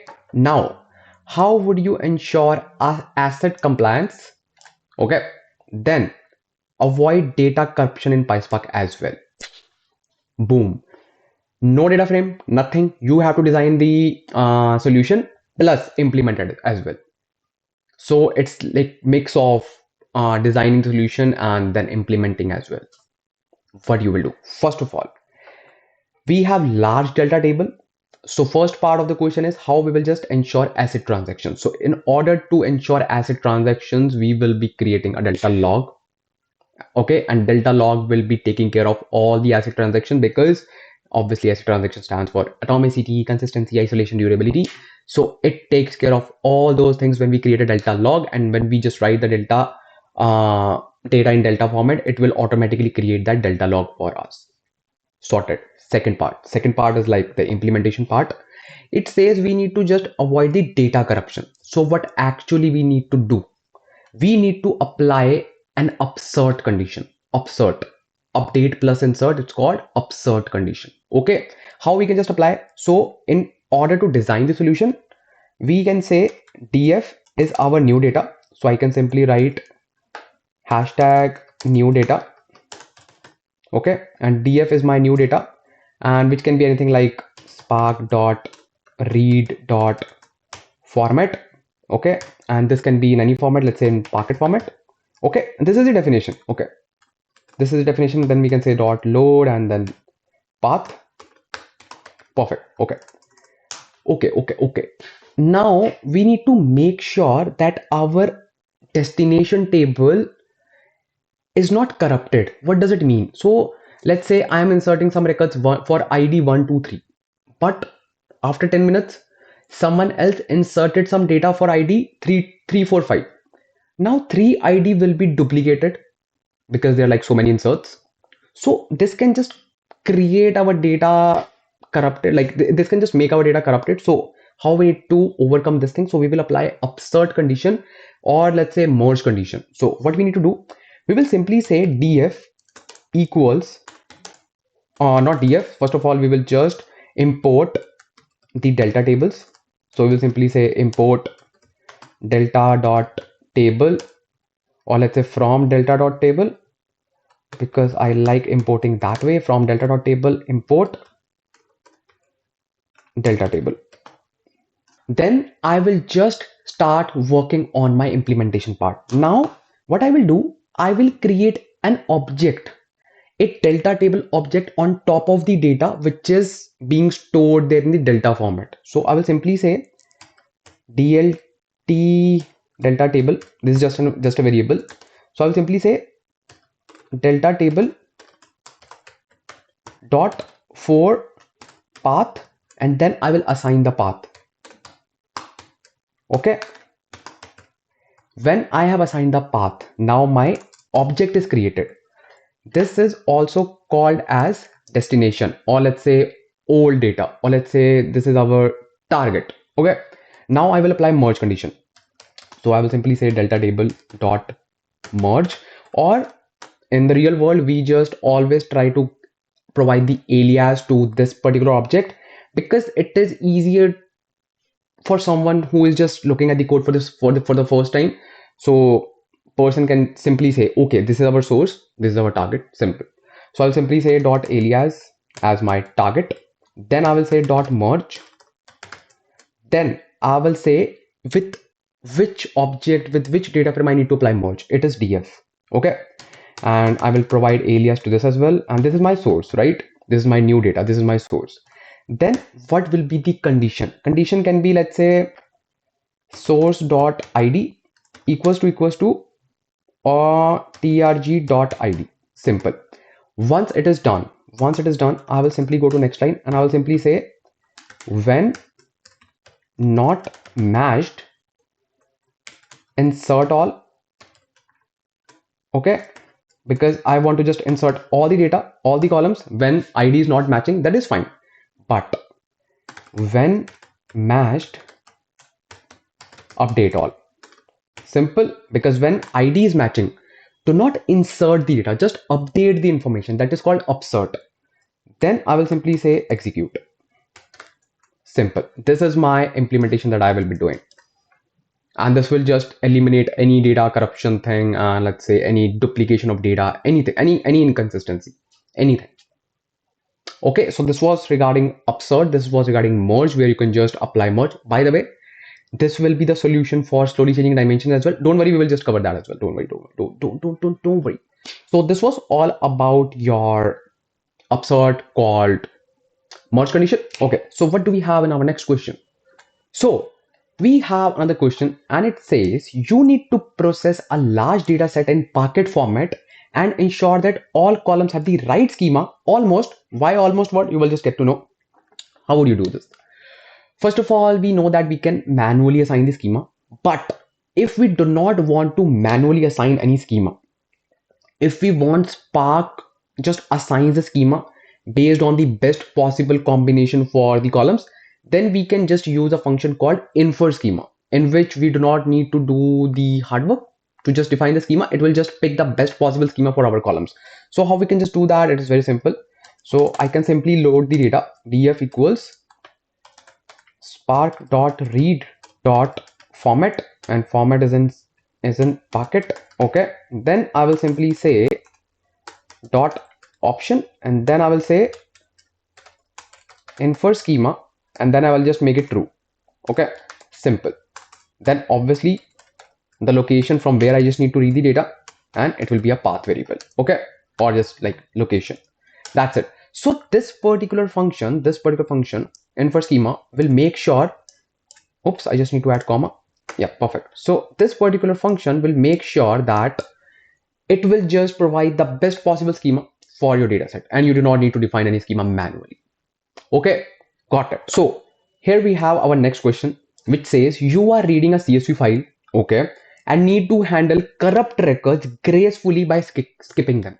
So let's say you are just ingesting some data from the website, okay, or let's say you are ingesting some data from the APIs, and you are just getting the data in the form of CSVs, okay, and then you figured out that some of the records are corrupted, maybe schema mismatch, or let's say some additional columns add on, but according to the stakeholders permission, or let's say according to this case stakeholders guidance, you just need to drop those records which are corrupted, because this can just cause some data discrepancies, and that data is already available in staging layer, so do not need to worry that data will be lost. No, this is the specific condition where you need to drop those records. So how you can just do that? So basically, in order to do this, we have something called, let me just show you. So I will simply read this data. Okay, df equals spark dot read dot format. So format is CSV. Okay, and then I simply need to say dot option, and I will pick the reading mode. Yes, we do have reading mode as well. So I will simply say mode, and I will pick drop. I think we can simply pick drop malformed, and I think I just do not need to just put these double quotes, or do we need to? Yeah, I think we need to. Yeah, mode equals drop malformed. So it will just drop those records, and then I can just simply define the location dot load, and then I will simply say staging location. Okay, simple. So basically this particular mode, we have I think 2 to 3 more modes for this. So basically this mode will make sure that you drop all the records which are corrupted. They do not want to just keep those records, and yes, they just want to drop it. So for that you can just use drop malformed function. It is very handy. Yeah, so let's see the next question. So let's discuss this question next. What is the difference between RDDs, data frame, and dataset? Trust me, this is one of the most basic questions that we have, and this is the question where you can feel stuck. Trust me. Okay, so what is the difference between RDD, data frame, and dataset, and what is the best way to answer it? Keep it very simple, Anj, and keep it detailed as well. Okay, let's talk about this RDDs, data frame, and dataset. So basically, RDDs. Let's first talk about RDDs, and we were just working with RDDs before data frame and dataset. So these, and still that's not like we are not working with RDDs now. Now we have just added some layers on top of RDD so that we can work efficiently. Don't worry, I will just explain everything. So basically, the thing is, RDDs are the lowest data structures available in Spark. Lowest data structures. It doesn't have any structure. It doesn't have any schema. It's like the combination of objects, and those objects can be stored in a list, and that list is being distributed among number of machines, because we know that we distribute our data to multiple machines, and it is really slow, because we cannot even perform any query planning. What is query planning? Don't worry, I will just discuss that question as well. So we cannot even do any kind of optimizations. It is very slow, very slow, because obviously it doesn't have any structure, doesn't have any schema, so we cannot do much things. Then we have something called data frame, which actually solved lots of problems that were there with working with RDD. So what data frame did? Data frame, first of all, is like, has a structure, it has a tabular structure, it has a schema, you can perform query planning, you can do lots of stuff. Plus it is very easy to use. We have so many libraries that are very much compatible with data frame. I think almost all. SparkSQL, PySpark, Spark Scala, and then R. There are like so many options available. Okay, and data frame is like very popular, and I think all the data professionals have worked with data frames, maybe with pandas, maybe with machine learning models, and obviously in PySpark we most of the times work with data frames. Okay, then why do we have this data set, and what is the difference between data set and data frame then? So the basically the difference is data set is like a data frame, but with some more features, just few features that are related to type safety, that are related to functional programming. So basically, dataset just combine both the worlds, RDDs and data frame. And when you are just working with data frame, you do not have the feature called type safety. You cannot even find the errors while debugging your code. You will only get the code when you will be running the code. So these features were missing with data frame. So dataset actually solved these problems, and now you have type safety and functional programming on top of data frame. But the thing is, why we do not use dataset? Why we use data frames then? So the thing is, it is not compatible with Python library, that is PySpark. We can only use datasets with Spark Scala. So that is the thing. And Dataframe is easy to use, easy to code. You can use SQL like APIs, and if you are already familiar with Pandas library, it is very much easier to work with PySpark instead of Spark Scala. So obviously, if you are a developer, you need some leverage over writing the code, right? How easily you can write the code, how easily you can make changes. So Python is the OG, and it is not compatible with Python. So that is one of the major reasons that we do not use dataset. But yeah, it's not like a big difference between a data frame and dataset. But if you want type safety, then you can definitely use data frame. Oh, sorry, dataset. So this was a difference between RDDs, data frame, and dataset. Not a big deal, but you should know this. Okay, let's discuss the next question. So our next question is, what is query optimization? Basically, this can be asked in so many ways, because in query optimization we actually want to discuss what is the entire flow. We should know like how our code that we are writing, how it is actually being executed on multiple machines. What is the flow between the whole thing? Like, I just wrote the code, right? And then it is being executed on multiple machines, I know this, but what is the exact gap between those two things? So this can be asked in so many ways. And trust me, after covering this question from this part of the video, you can answer this question, like not only this question, like any question which will be revolving around this topic, this area. Okay, so now let's actually discuss what is query optimization.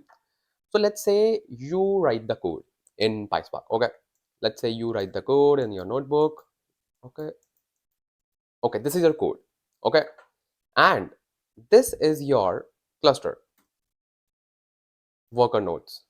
Okay, these are two worker nodes, but I want to know what actually happens between the two areas. Like, this is input, this is output, not output, like code is going to multiple machines, but what actually it is happening between these two stages? Okay, let's talk about this.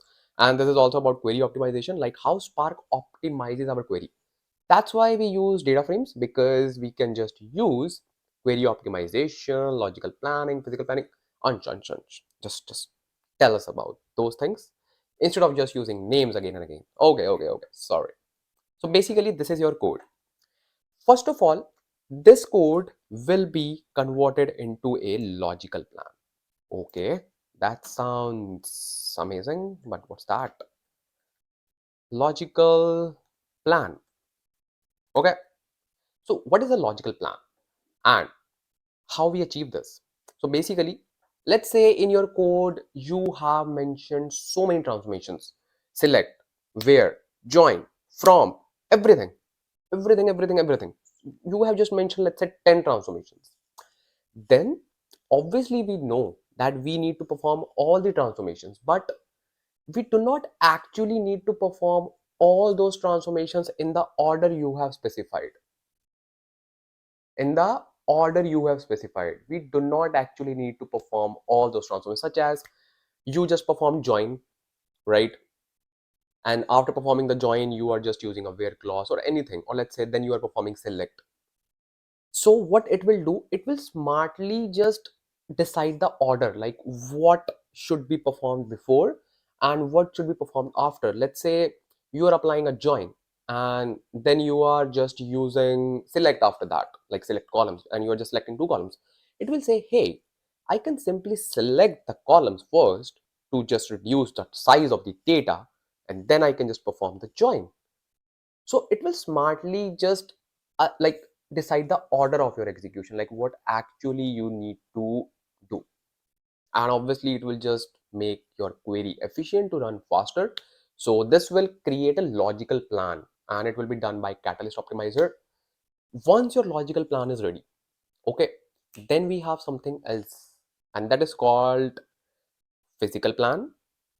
Okay, this is called physical plan. What's inside the physical plan now? So basically, once your logical plan is ready, once we know that we need to apply a join, that is fine, but it will just compare the cost of that join or any transformation. Really? Yeah, It will just compare the cost against cost model, and the least expensive transformation, like the type of the join or any transformation, it will pick that one.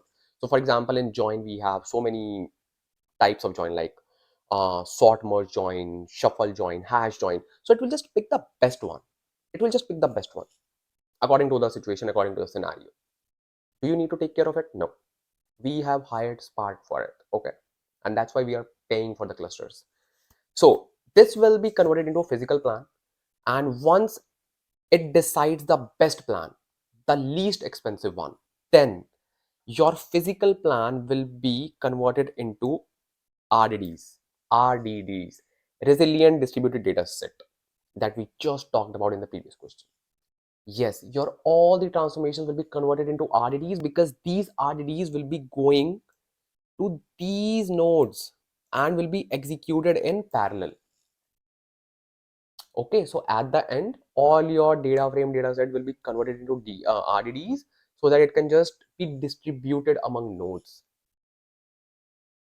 Okay, and I hope now you know the exact query optimization plan or query optimization, or how is the flow starts and it goes to the cluster. Like it can be any question, it can be any question, but now you know what inside the logical plan, what is inside the physical plan, and then what happens after physical plan. So it can be like, it can take any form of the question. Like it can just say, hey, what comes before physical plan, hey, what comes after physical plan, and what is the first thing, what is the first plan Spark creates, is it physical or logical? So now you know how to answer all those questions, right? Perfect. Now let's discuss the next question. So the next question is, tell us about Spark session. Okay, why this question I have included, you will get to know. Okay, so if I want to answer this question, I can simply say, hey, Spark session is the entry point for Spark. But hold on, Ansh Lamba, you just said in the previous question, in one of the previous questions, you just said that Spark context is the starting point for Spark, and now in the new question you are just using the same answer. Why? Are you tricking us? No. Basically, the difference is, yes, Spark session is the entry point for Spark, and yes, Spark context is also the entry point of Spark. But let's clear the confusion. Spark session is the newer entry point for Spark, and Spark context was the older one that we were using before Spark 2.0. So with Spark 2.0, they have introduced a new entry point that is called Spark Session, and now it is available after all the versions that are released after Spark 2.0. Why they have launched this one, and why, like, what's new in this particular entry point? So the thing is, before Spark 2.0, we were using three different types of, let's say, entry points. One was Spark context, second one was SQL context, and third one was Hive context. Now, in this Spark session, we have functionalities of all the other starting points. So Spark session includes everything that Spark context does, plus the support for SQL operations. So we do not need to explicitly create the Spark context, because it is internally managing that Spark context, and obviously the other two SQL context and Hive context as well. Simple and sorted. So we have seen people talking about using Spark context. So the answer is yes, we still can use Spark context in order to support legacy applications that people or companies have created. But it is recommended after Spark 2.0 that we should use Spark session. It is compatible and it is very good in order to just work with Spark, because you do not need to manage three different entry points, right? You can simply use Spark session and it's done. Got it? So yeah, answer is same, but you should know the reason. Like that was the entry point before Spark 2.0, but this is the entry point after Spark 2.0, because it brings all the entry points together under one hood, Simple. Okay, so let's discuss the next question. Let's talk about one of the most important questions: wide transformations and narrow transformations. Why it is so important? Because Spark is mainly used for transformations. Mainly, I'm not saying that it is only used for transformation, but it is mainly used for transformations. So we should know, first of all, do you know that we have two kinds of transformations? If yes, it's good, it's good. If no, it's also good, it's fine. Now you know, right? We have two kinds of transformations, wide and narrow. And what is the difference between two? And just simplify this topic, man. Just simplify it. And we also need to understand this instead of just having the definition, because we can look at the definition on Google, but that's why we are just watching a video. Just explain us this, like, obviously briefly, because we need to cover all the other questions as well. Okay, let's take this. First of all, let's say we have two machines, okay, two nodes, okay. Then let's take white transformation first. So in white transformation, we do not need to shuffle data among nodes. Data will not be shuffled at all. So can you give an example? Yes. So if, let's say, in your node 1 you have data such as, like, you have you had data frame, then it was distributed among cluster of machines, and these are your two nodes. And let's say you have id column, okay, and then you have IDs such as 1, 2, 5, 9, then you have 3, 6, 7. Simple. You applied a basic transformation, and let's pick an example of narrow transformation. Oh, am I discussing white transformation? No, let's discuss narrow transformation. Maybe I just created the box on white transformation, so we are discussing narrow transformation. Let me write it here. Narrow transformations. Okay, so in narrow transformation, what will happen? This machine doesn't need to shuffle the data among the different machine. It is independent. It doesn't need to bother data sitting in other machine. Why and how? Because let's talk about a basic and very popular function that we use, very popular transformation, that is filter. Let's say I want to filter data greater than 3. Okay, let's say id greater than 3. This is my transformation, basic transformation, man. Come on, you have just applied this transformation on your data frame. Okay, now in order to just return the result, this machine needs to shuffle data with this machine. Obviously no, bro. This will simply give the results such as 5 and 9. Simple. And this machine will simply say 6 and 7. This machine doesn't need to shuffle the data with the other machine, with the other node. So there's no data shuffling happening between the nodes. So this is a very simple, you can say, transformation. That is a good example for narrow transformation. Narrow transformation. Okay, okay, sorted. Now if we just talk about wide transformation, what will happen? Okay, let me just create an example for wide transformation so that you can understand everything. So now we are discussing wide transformation. Okay, so let's say we have id such as 1, 2, and then 3, then 4, then 1. That's not a primary key, don't worry. That is just a id column. Okay, then we have 1, then we have 2, then we have 6, then we have 7. Okay, very good example. Oh, very good example for wide transformation is group by. Okay, if you want to group by your data, if you want group by on id column, so in that particular scenario, just tell me one thing. You have id 1 here, you have id 1 here, okay, but you have id 1 here as well in this machine. So in order to just give you the final output, you need to just shuffle the data among this machine as well. Only then you will be able to give the right output. That, let's say you have id and then you have such as price, and you are just applying an aggregation function on price. So in order to give the right output, you need to apply the group by on id equals to 1, which will just uh, pick the data from this machine, and from this machine as well.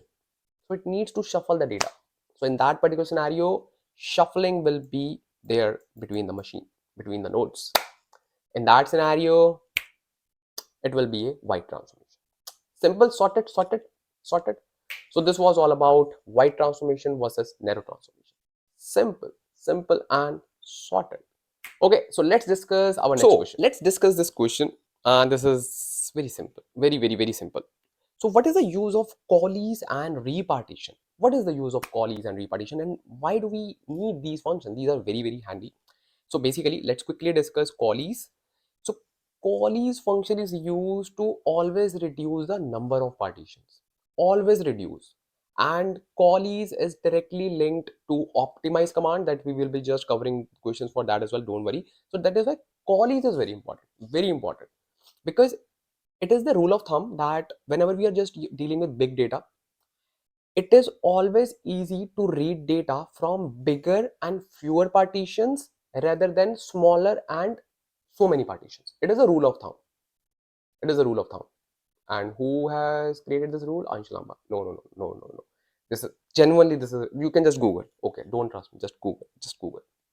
And do not even Google. Just deal with that data. Just deal with so many partitions, and then you will just come here again and you will say, and you will comment, hey Ansh, you was right. Okay, so when we say callees, we actually want to combine our data, combine our partitions. Let's say I have partitions 1, 2, 3, 4, 5. I don't want 5 partitions. I can simply say callees 1 and 2. I can simply convert, or let's say merge those partitions into fewer partitions, right? Then one follow-up question which is very important. Does it require shuffling? The answer is no. It doesn't require shuffling. Okay, simple. Now, if we talk about repartition, repartition can be used to increase or decrease the number of partitions. You can simply, when let's say you have like 2 big partitions, but in that scenario, you do not actually want to deal with 2 big partitions because of memory issues. You actually want to distribute the data among machines, among nodes. In that scenario, you can just simply say df.repartition, and you can give any number 3, 4, 5, 6, and it will just create the partitions like this. Simple.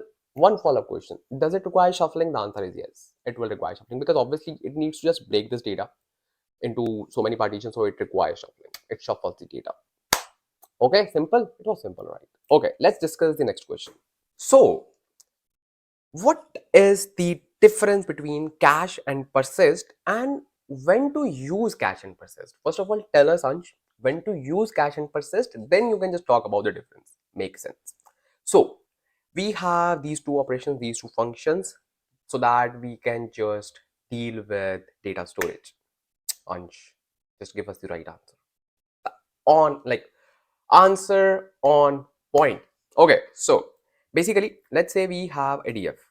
Okay, this is my df. Oh man, look at my handwriting. Wait, let me just draw again. I have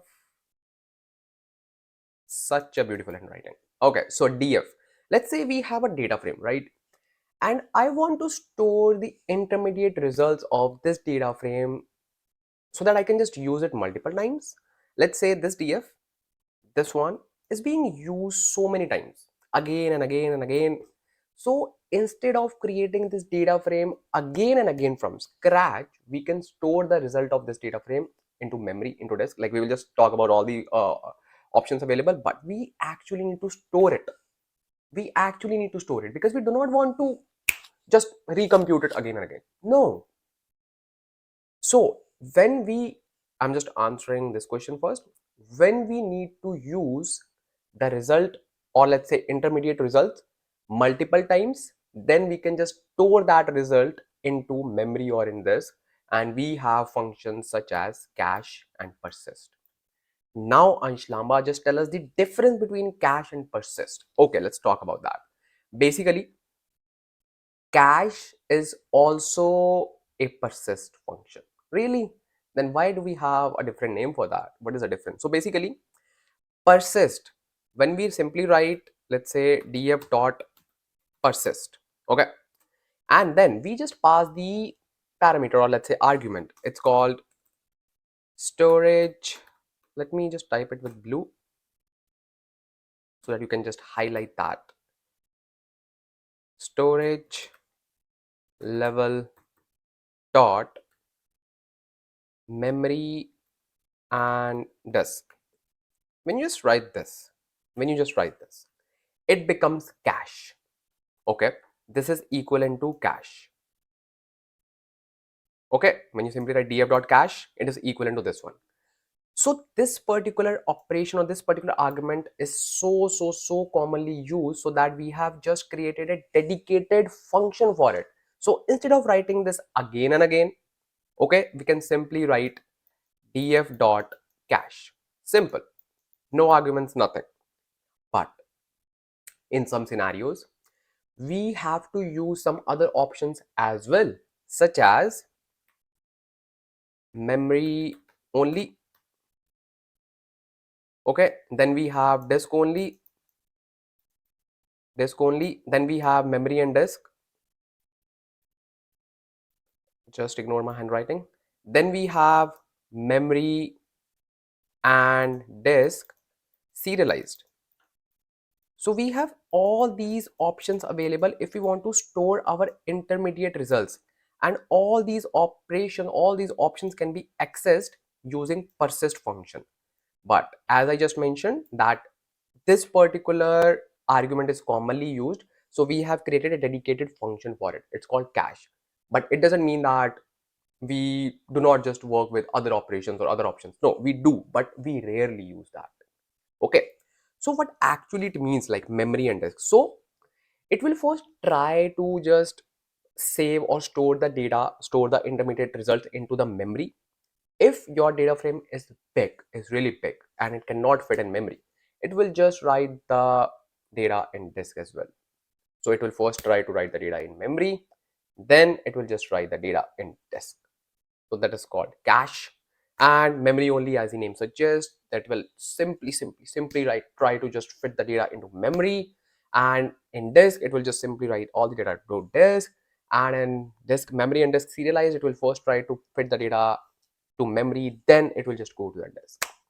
So these are some of the options available within persist. So basically, cache is a special kind of addition of persist function, special kind of feature, or special kind of, let's say, a method, or special kind of argument that we do not need to pass again and again. So we have just created a kind of special function which is nothing but persist with memory and disk argument. That's it, simple. Okay, so let's discuss our next question. So what is the importance of partitions in PySpark? So we are just talking about PySpark. This is a very basic question. I know you know the answer, but still I want to just cover this question as well, so that you can just simply revise this concept as well. So basically, whenever we just say partitions in PySpark, that means we are asking Spark to just perform parallelism. It's also called MPP, massive parallel processing. Okay, massive parallel processing. So we are just distributing, let's say this is the data, we are distributing this massive huge data set into pieces, and we are just distributing this data to machines, to nodes, to process it in parallel, in parallel and in pieces, in chunks. So this word is really important, MPP. Just use this word whenever you're just trying to answer this question. So I just wanted to highlight this technical word, MPP, massive parallel processing. So that is the major advantage of partitions in PySpark. Sorted? Sorted. So now we are discussing question number 22. So we have a question that says, you have a data set containing the names of employees and their departments. You need to find the department with the most number of employees, or most employees make sense. And this is the data frame. So how we can do that? So just a hint, you can simply perform aggregation based on department, and then you can just find the number of employees in each department, and then you can just sort the data. One way is this. Second way is you can perform aggregation on top of department and just count the employees in each department. Then you can perform dense rank, because that way you will get the ranking based on the number of employees. It's up to you. But if we just go by the solution, according to the question, then we actually do not need to use window function, because it is just saying we just need to find the department with the most employees. So it's fine. So let's quickly do that. And how we can do this? It is very simple, I think. So you will simply say df equals df dot group by, because obviously we need to perform group by on which column? On department. Okay, and then aggregation will be count of employee name. Okay, so this will basically give me the count, and if I just want to provide the alias, then definitely I will simply say dot alias, and I will simply say total employees. Okay, so once it is done, then I can simply say sort, and then I will simply say sort on column, that is total employees. Perfect. And then we can say ascending equals to false, and then let me say df dot display. Perfect. So it will just give me perfect. This is the output that I was assuming. So HR and finance have same number of employees, so basically that will just get the same ranking, and then engineering will be on third. So we can say, hey, this is your order, and these are all your departments based on the total number of employees in each department. Simple and sorted. Let's see our next question. So here is our next question that says, while processing sales data, you need to classify each transaction as either high or low based on its amount. Okay, how would you achieve this using a when condition? Or let's say, like in this question, they have already given you the hint, but even if they do not give you the hint, like using a when condition, how you can actually do that? How? So if you have worked with SQL, so you would have already familiar with case when statements. So we need to use when, case when, and in PySpark we call it as when otherwise statement. So you need to use that approach. It is very simple. Let me just show you what exactly you need to do. Architecture is simply the same. You need to just create the cases, and you need to just write the condition within when, and then you will just output your, like you will just describe what you need to see as output if that condition is successful. Okay, or if that condition is met. So it is very simple. What I will do, I will simply say df equals df dot with column, and I will just name this new column as, let's say,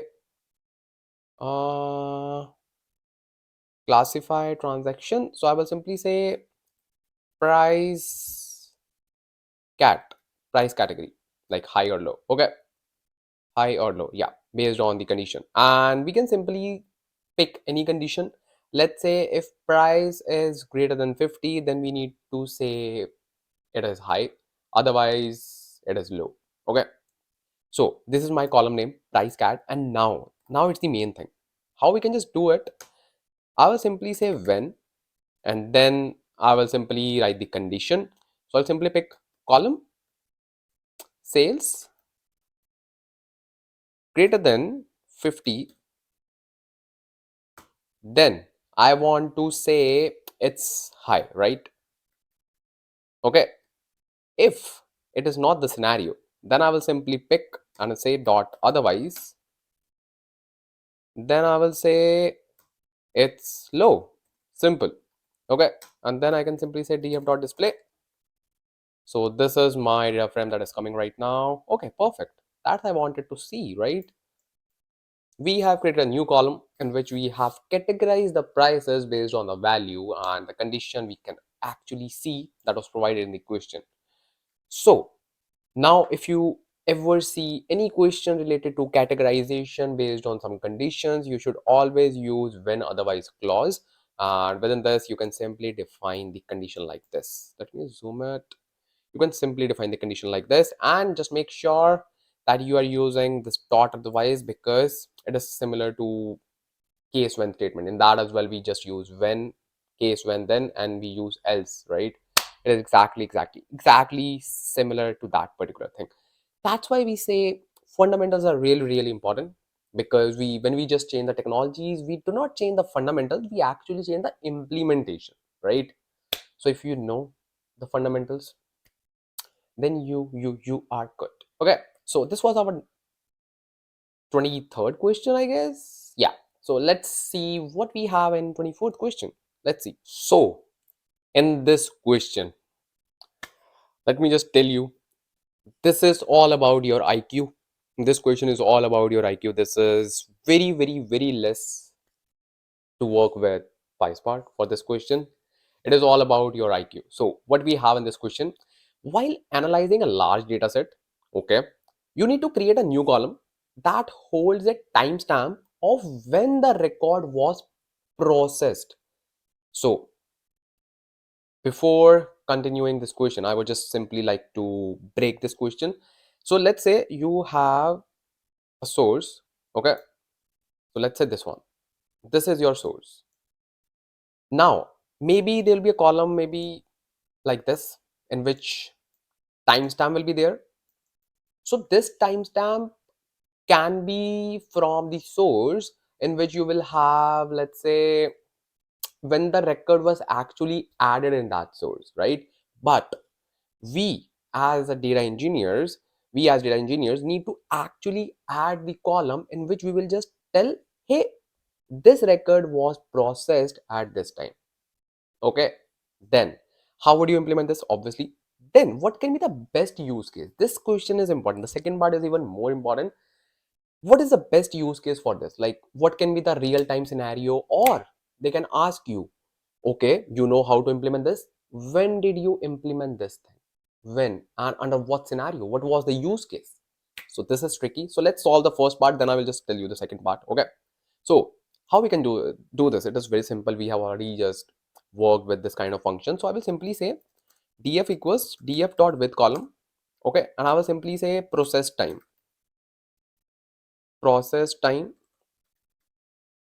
I will simply use function called current timestamp. Perfect, because they want detailed time. Okay, and then I can simply say df dot display. Perfect, let me just run it. Okay, perfect. Now you can see I have detailed time. So I can just expand. So it is just showing here 2025, 11th of Jan, and then 723, and so on, milliseconds and seconds. So now we know like at what time these records were actually processed. What can be the best use case? That is the most important part of this question. So the best use case is, it can be like, so if, okay, let's give the straight answer. Like, let's give the straight answer. So the answer is, whenever you are just dealing with, let's say, slowly changing dimensions, then you might have used this kind of function, because in that scenario you actually need to tell like at what time this record was changed, at what time this record was modified, at what time this record was created. So at that time you create two different columns, create time and modified time.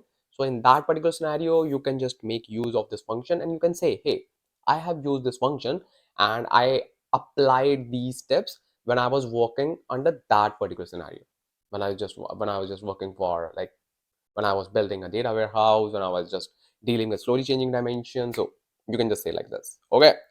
Okay. So in this question, in the 25th question, we have, you need to register this PySpark data frame. Which one? This one. Okay. As a temporary SQL object and run a query on it. How would you achieve this? So basically what they want to convert this DF into any SQL object, because they want to run SQL query on top of it.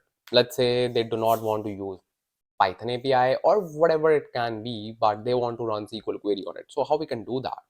So in order to achieve this, we can simply create something called temp view in PySpark using this DF, and then we can simply run our SQL queries normally. Let me show you how you can do that. So you can simply say df dot create or replace temp view. I got the pop-up. Okay, simple. Create or replace. Oh, by the way, this question is really important. The next one that I just got in my mind, I will just share it, don't worry. Df dot create or replace temp view. Okay, okay, and then I can simply name it. Let's say I want to say temp SQL df. Okay, and it should be done. And then once it is done, let me just run this first. So now what we have done, our SQL object is ready. Now you can see temp SQL df. Now I can just use this as my temporary table, temporary view, whatever you want to say. And how I can just do that, I have two ways. One way is using Python as my language, and I can simply say spark.sql.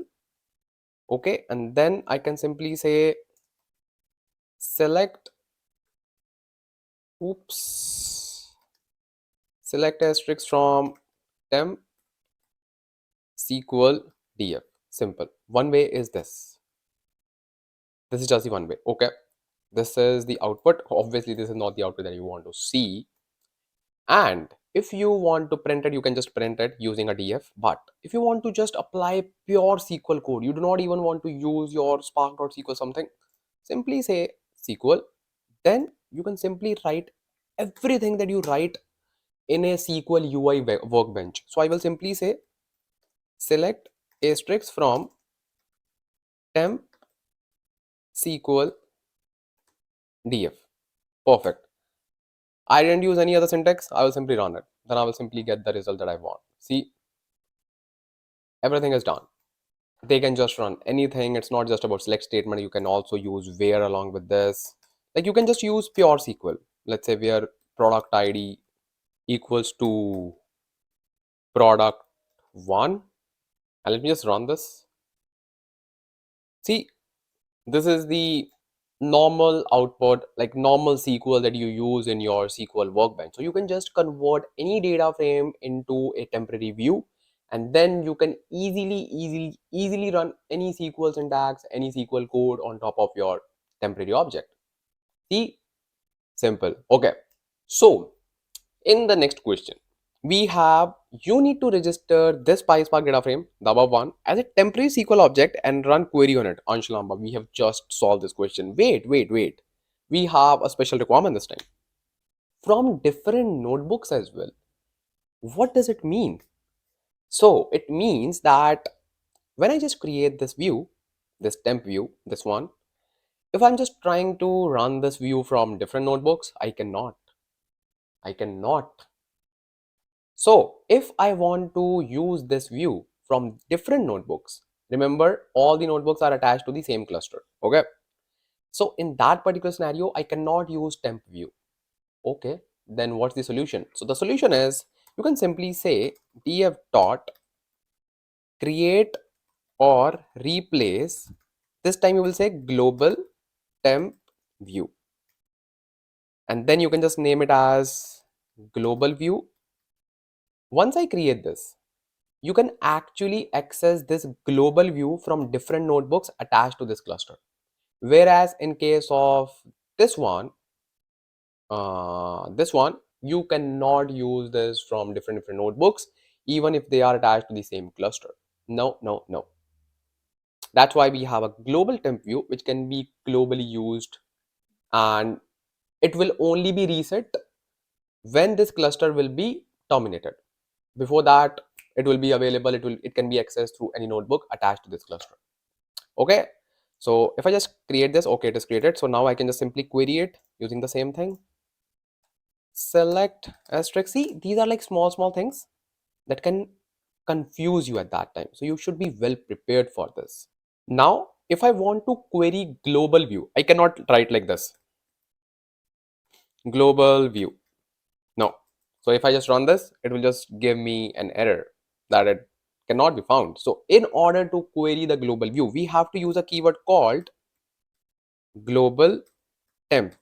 Then only we can query our global temp views. Just remember this thing. Global temp. You have to use this keyword global temp in order to query this global view.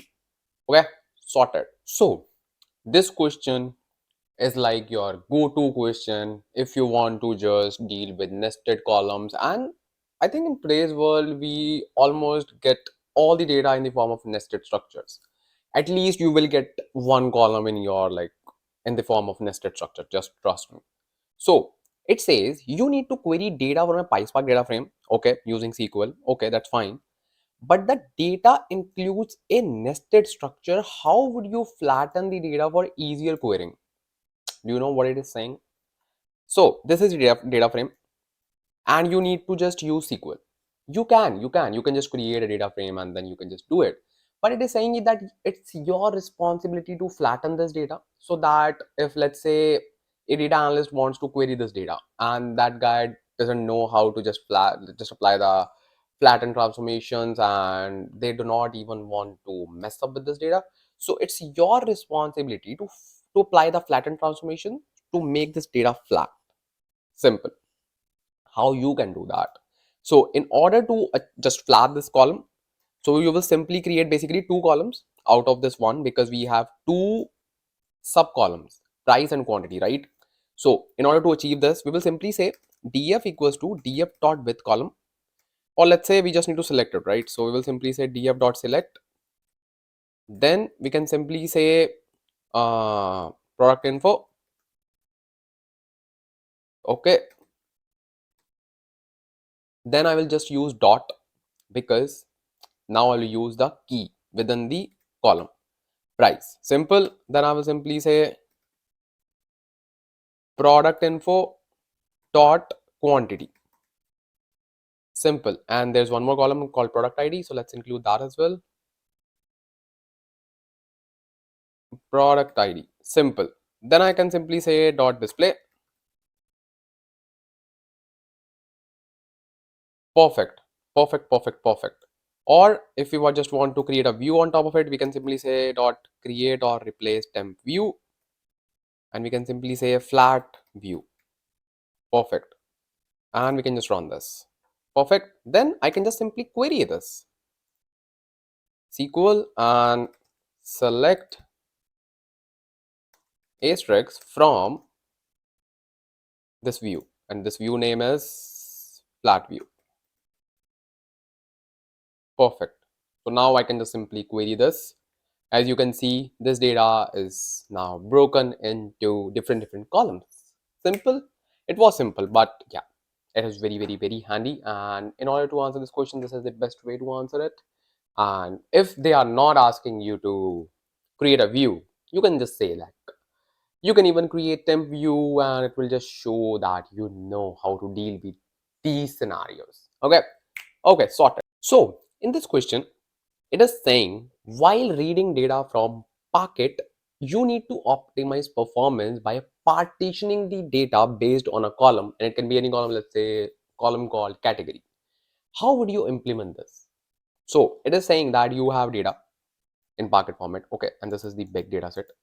But at the time of writing this, you do not need to just write the whole data in one folder. You actually need to create partitions, and based on a column called category. See, let's say this is category food, this category clothes, this category electronics. So you need to just create the folders, and then you need to just put the data. So does it mean that you need to just give three different locations? No, bro. No. Let me just remind you that we have a function called partition by. So I will simply say df.write dot format. Let's say I want to just write the data in Packet format. Then I will simply say dot mode, and mode can be append. Then the main thing, it's partition by. Then I can just define that column. Let's say the column name is category. Simple. And obviously then dot save and the location. So what it will do, it will simply create the folder, three different folders: food, clothes, and what was the third? Which was the third one? Electronics. Yeah. So it will just create different folders within this location, like after this location. Let's say I have a folder called data. Within that data, we will be having three different columns. And within those folders, like not columns, within those folders, we will be having our Packet files. Automatically, it will just create the partitions. And why do we need to create partitions? Because it is much efficient to just read data. Because when we have like partitions, it is much easier. Like it promotes query optimization, and it is very much easier to read the data. Okay. So this is all about partitioning. Okay. So we have this question, and this is the question in which you will be tested mm, by your skills, which can just save a lot of money to that company. How? Because it is saying you are working with a large data set in Parquet format and need to ensure that data is written in an optimized manner with compression. Because obviously, whenever we just compress the data, we are just saving a lot of money because we do not need to pay for the storage. And when we have big data, we always compress the data. But how we can just compress the data and what is the best way to do that? So basically, in data engineering world, when we are just dealing with Parquet data, so Parquet file format, so we use a compression called, let me show you. So first of all, I will simply say df.write dot format. So I will simply say Parquet. Oops. Then I will simply say dot option, and option will be compression. And what will be the compression? The compression will be snappy. So snappy compression is one of the most popular compressions that we have, which is optimized for query performance and obviously for storage. So this is very good whenever you are working with Parquet file formats.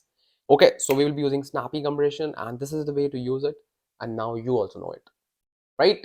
Okay, so just keep this small thing in your mind because this can be asked, because definitely if you are a data engineer, you need to save a lot of cost for the company. Okay, sorted.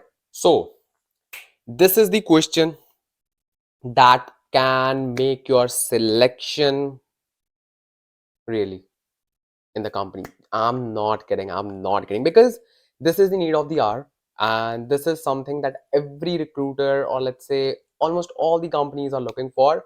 Let's read the question first because this question will be discussed in little bit detail, because this question has to be discussed in detail because this is the turning point. And trust me, this question will be in your interviews. Plus, if you will be able to answer this question like the way I am doing it, bro, you will be just coming to this video and you will be just commenting with so many hearts and all. Just trust me, bro. Let's actually discuss it. So it is saying your company uses a large scale data pipeline that reads data from delta tables. Okay, simple. And processes data using complex aggregation. Everyone does that. Okay. However, performance is becoming an issue due to growing data set size. Okay, we all know because data is exponentially growing and every company is looking to solve this issue. And that's why they are hiring data engineers who can definitely work with the large data sets and who are knowledgeable to actually know the issue and how to resolve that issue. Okay, how would you optimize the performance of the pipeline? Okay, so let's understand this question. They are saying that the data is growing in their delta tables from where they are reading. Maybe they are just connecting their delta tables in Power BI, or let's say anything. We need to optimize the performance of delta tables at anyhow. Okay, what's the best way to do that? If we have partitions in the data, obviously, like we are assuming that they have already applied all the partitions or everything, still they are having issues with their delta tables. What we can do with this, like what we can do in this scenario? What? So I will simply use a SQL syntax. Why? Because it is much easier and compatible. Not compatible like it's same. If I just compare the performance, it's easier to apply. Simple thing. And we can simply write optimize. Okay, table name. Let's say our table name is table delta. Then I will simply say z order by. Hey Ansh, what you are writing? Wait. We'll tell you. Wait. Z order by, and let's say I want to pick column as order date. Okay, as my z order by date, order date. Yeah, so I wrote this command and this can immediately improve the performance. What's so magical in this statement? And is it all about the answer? No, because interviewer will ask you so many cross questions when you will just say, okay, this is the command. Okay, what can be what can be the possible questions? Let's discuss that. And before that, let me just tell you why did I use two keywords. One is optimize, second is the order by. And let's say the first question is, let's start from the questions. First question is, what is this command doing? Optimize. And what is this command doing? And what actually happens when we are using both the commands together? This question can be asked in so many ways, in so many ways, trust me. So let me just tell you what actually happens. So let's say this is your data set and this has partitions such as like 1, 2, 3, 4, 5, 6. Okay, this is just an example. 6 partitions are not like so many partitions. These are just 6 partitions. Okay, so this optimize command will coalesce the partitions. Will coalesce the partitions. Remember, I said like we just coalesce the partitions and optimize, and it's time to discuss this because now you have a very strong base because you have solved so many questions. So these are 6 partitions: 1, 2, 3, 4, 5, 6. Yeah, perfect. So this will just coalesce the partitions and it will just make fewer partitions of bigger size. So let's say this will just create 2 partitions, 1 and 2. Do not need to worry. We do not need to decide how many partitions we need. It will automatically pick the best partition size automatically. Okay. So let's say this has created 2 partitions out of 6. So now we know that it is much easier to read these 2 partitions. But why did we add z order by command and what actually it is doing and how it can just improve the query performance more? How? Because when we use z order by command, we are saying that data within the partitions should be sorted. Should be sorted either, let's say, in ascending order, in descending order. And after that, what what is the benefit of that thing? Let's discuss that first. Let's say I have data such as 1, 2, 3, 4, 5. These are like IDs.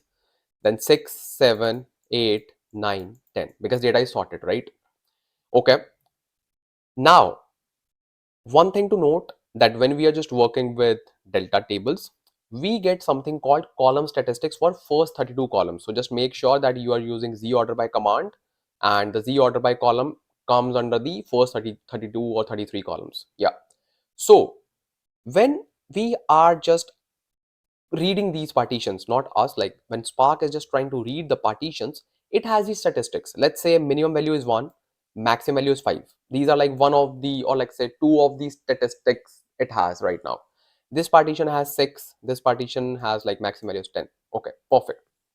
Now let's say you just use the query as select asterisk from this table where id is less than equals to 5. Okay, okay, sorted.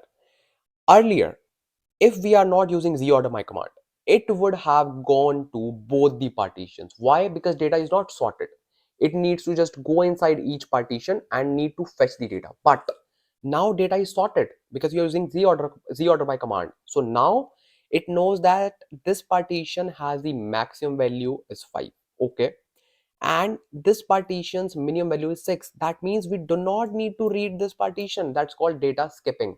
That can be the other question. Like I told you, like this question can be asked in so many ways. They can ask you like, what is data skipping? So this is data skipping. It will just skip this partition because this data is not required. This data is not required. This partition is not required in the query. Sorted? If not sorted, just rewatch this part. It's fine. It's fine to rewatch this part. You can just rewatch this part and just make sure you are well prepared for this question, bro. Well prepared means well prepared. Okay, sorted. We have our next question and it's called, what are broadcast variables and why are they used? So basically, first of all, these are variables. Okay, so why we call it as broadcast variables? Obviously you would have used your messenger applications such as WhatsApp and you get the features such as broadcast. It is little bit similar to that. So basically what we do, broadcast variables are a way of just sending the read only variables. So let's say I have a variable in which I have a list of country codes or anything. So instead of just sending that list to all the nodes, I can just broadcast it and it will just send all the data, and the data will be just read only data and it can be accessed by all the nodes. So we do not need to actually send the data to the nodes.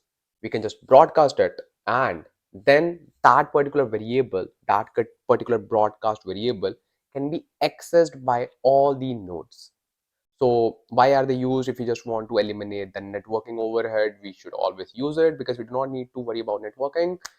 And obviously it is just used to optimize the joins when we are just using that particular variable multiple times. So we do not need to just worry about all that list. So we can simply broadcast it. So these are like broadcast variables. Basically, these are read-only variables that are shared across multiple nodes. Okay, simple. Then we have next question. What is the difference between df.show and df.collect? Okay, so as we know, we use this function frequently and it just returns some default number of rows so that we can actually look at the data. Let's say it will return some thousands of records. We can just set the default value, but it will not show all the records, but it will just give us the overview of the data, or you can say preview of the data. Then this df.collect function, it will return all the rows as a list of objects, and it will just return all the rows. Trust me, all the rows. So it will just create a list of objects, okay, and it will just show you the data. But you should not use df.collect if you have a big data set or big data frame, because it can give you an error called driver out of memory. So just use it cautiously, and we rarely use df.collect. It depends upon the situation, but most of the time if we want to, if our goal is to just look at the data, then obviously we use df.show or display instead of using df.collect. But yeah, there are some scenarios where we use df.collect, where we actually need to return the result in the form of a list so that we can just use that list. Okay, so this was all about df.show and df.collect. That's a small difference, but you should know this. Okay, sorted. So what is lazy evaluation in PySpark? So this is one of the building blocks for PySpark, or let's say the importance of PySpark nowadays. Because first of all, Ansh, just tell us what is lazy evaluation. We are more interested in that answer. Okay, so lazy evaluation basically means PySpark lazily evaluate your code. What does it mean? So let's say, obviously, if you want to explain this scenario, this process, you have to use an example. So you can say, let's say you have a data frame, okay, and you have performed some transformations such as df dot filter. Then in next code cell you said df dot uh, sort. Like there are so many transformations, right? What do you think? Will these transformations will be executed right away when you run the cell? No, no. I know when you run the cell, it shows completed. It doesn't mean that your transformations are actually performed. No, it will not perform anything. No, nothing. So what it will do, it will just store all that information and it will create a logical execution plan. And now you know what is that, right? So it will create the logical execution plan for all the transformations, and it will only execute it when you will trigger something called as action. So we have some action operations, and when we use that, only then it will be executed. Like all the transformations will be actually executed, and before that it will be just stored in the logical plan. That's it. That's it. And what are those actions? So basically when we write df dot show, that is an action. When we say df dot collect, that is an action. That's why I discussed that question first. So you can use hundreds of transformations, hundreds of functions, filter, join, where, everything. Okay, if you do not trigger any action, no transformation will take place. Simple. Simple. So the moment you trigger an action, it will just perform all the transformations, obviously in the same order. Really? No. What we discussed, it will create the logical plan.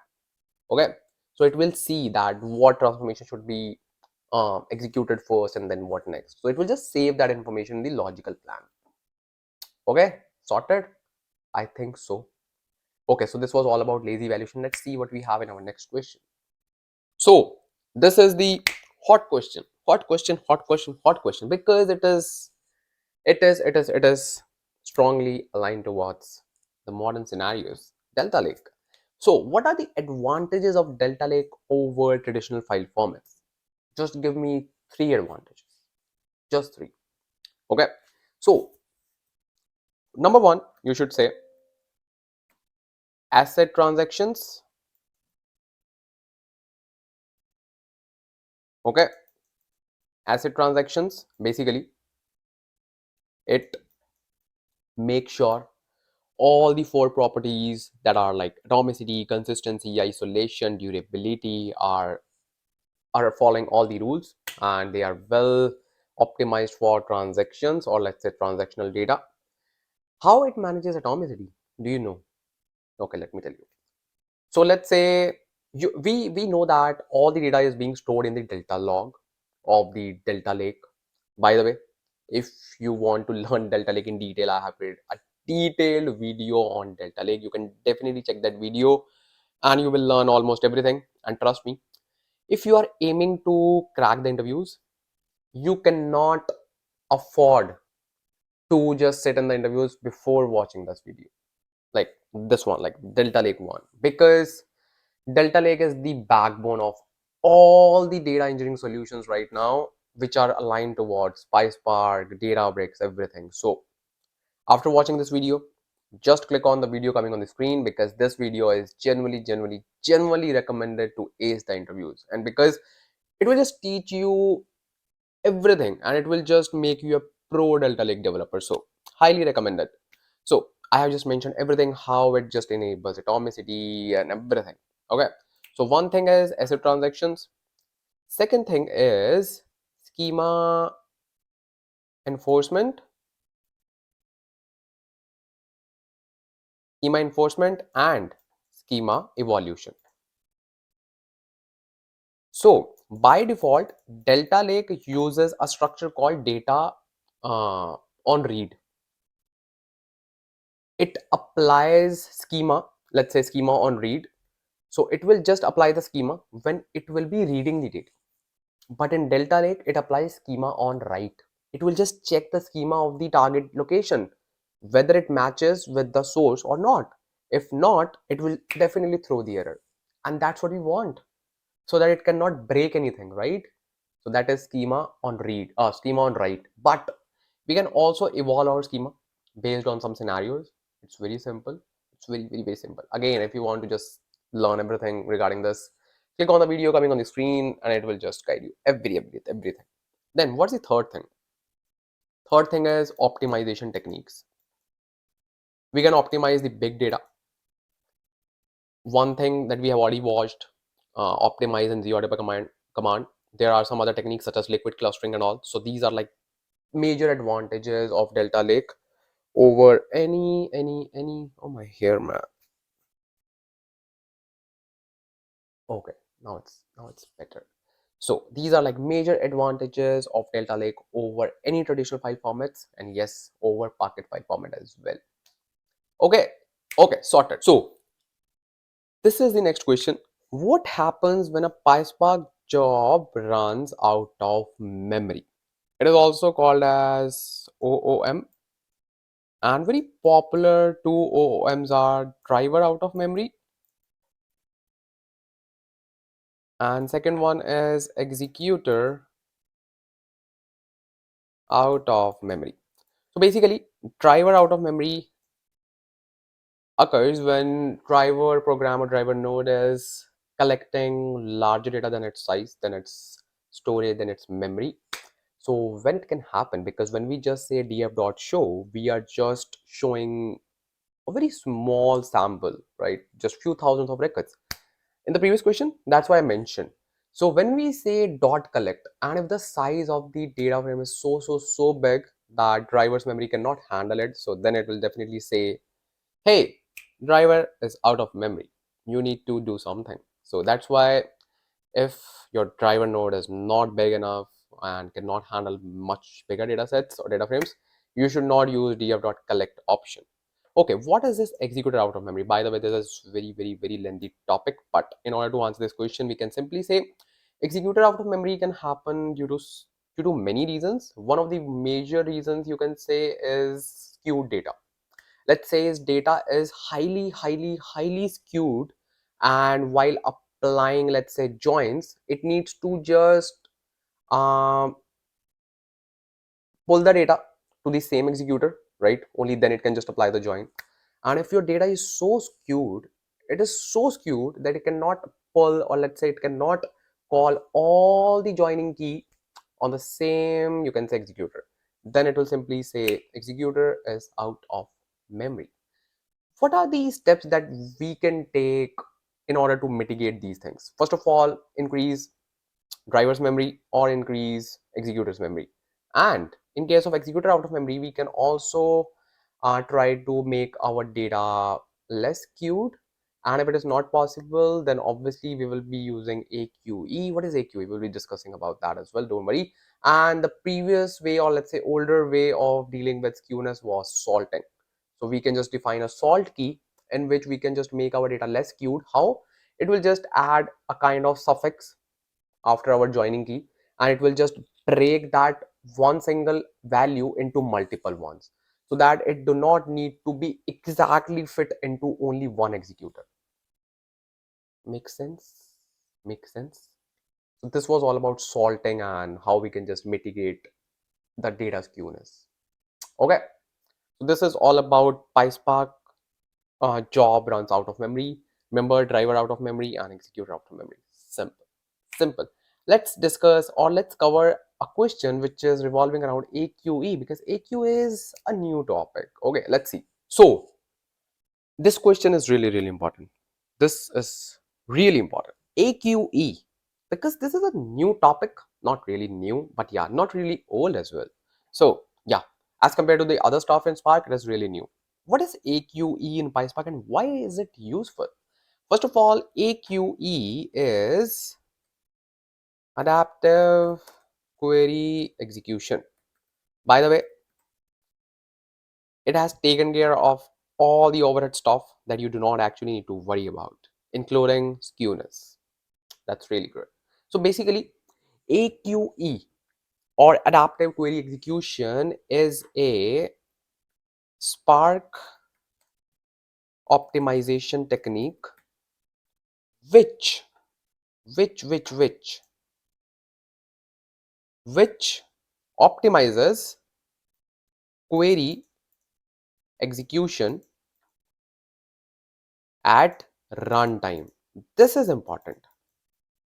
It optimizes the query execution at runtime, and it has three major powerful features, and these are, first of all, dynamic partition pruning. Then we have join strategies optimization. Okay, then we have dynamically optimize skewness. Optimizes skewness.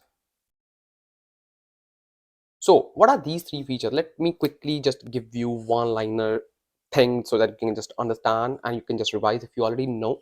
So dynamic partition pruning, what's that? Basically, let's say you are just applying any kind of white transformation. So by default, you get 200 partitions, right? Not after AQA, like before AQA. So it will be just divided into 200 partitions.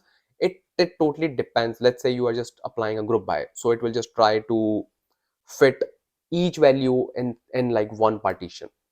Okay, let's say you are just applying a group by on ID column, and you have a value called 1, so it will just create one partition for that one. Okay, and let's say you have just 10 values, so you will just have 10 partitions. Okay, and rest of the 190 partitions will be empty. So those 10 partitions, and let's say you have skewed data as well. Okay, so in out of those 10 partitions, you have one partition of a big size, and rest of the 9 partitions are really small as compared to the bigger one. In that particular scenario, it can coalesce the partitions and it can just remove the unnecessary partitions. What do I mean? So let's say we have 10 partitions for now, but let's say it will just coalesce the partitions dynamically based on the size, and it will just make like only 3 partitions sorted, and then rest of the partitions will be eliminated, like all the empty ones as well. It will just eliminate all those partitions. So that is why it is really important if you have like so many partitions. Let's say you are just applying group by byte transformation. You do not need to actually worry about small partitions problem, because you can just call easy partitions based on the memory, based on the size of the data. Simple. Then we have join strategies optimizations. So let's say you are applying join between two big data frames, df1, df2. Okay, and both the data frames are big. But while applying the join, you are using any filter in df2 which makes it really small data frame, really small, really small. So in that particular scenario, it will dynamically process it, and it will say, hey, why do I need to just perform a shuffle, sort, merge, join, or hash join? I can simply perform a broadcast join, because this is a really small data set after applying the filter. So it will just dynamically execute that and just change the join strategy at runtime. We know, when we are just writing the code, we know that broadcast join is not possible because df2 is really big, but after applying the filter condition, it is really, really small. Okay, the third one, dynamically optimizes skewness. So let's say you have like one partition, like one big partition, so it will dynamically at runtime just break that partition into multiple ones, and it will just take care of the skewness as well automatically. You do not need to worry about skewness, it will take care of it. Wow, that means we do not need to actually use salting. Yeah, you can say that, because you can just enable AQE. How to enable AQE? It is auto enabled now after I think Spark 3.0 or 3.12. Yeah, now it is auto enabled, so you do not need to actually worry about that thing. Sorted. Now you are, I know that after knowing all these points, you would start loving AQE. I also did that. AQE is amazing. It's amazing. It is just taking care of everything. Everything. So this is all about AQE. If you get any question, hey, how you will do that? How you will do that? Just say, I will not do that, because I will just enable AQE, and I do not even need to do that as well, because now it is auto enabled. So that was all about AQE. Let's see what we have in our next question. So here we have a question. How would you handle skewed data in PySpark?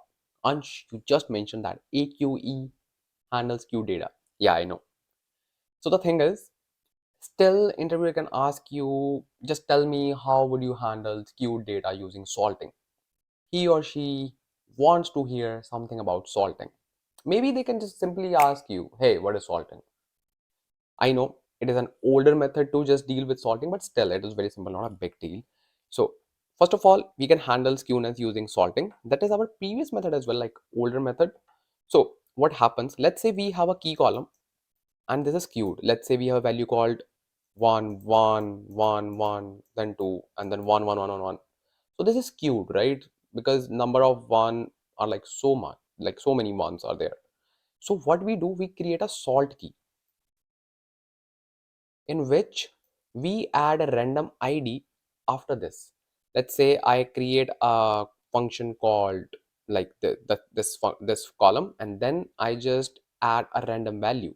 I can simply say 1a, then 1a, then 1b, then 1c, then 2, 2a. So obviously 2 is 2. So what it will do, it will just eliminate the skewness.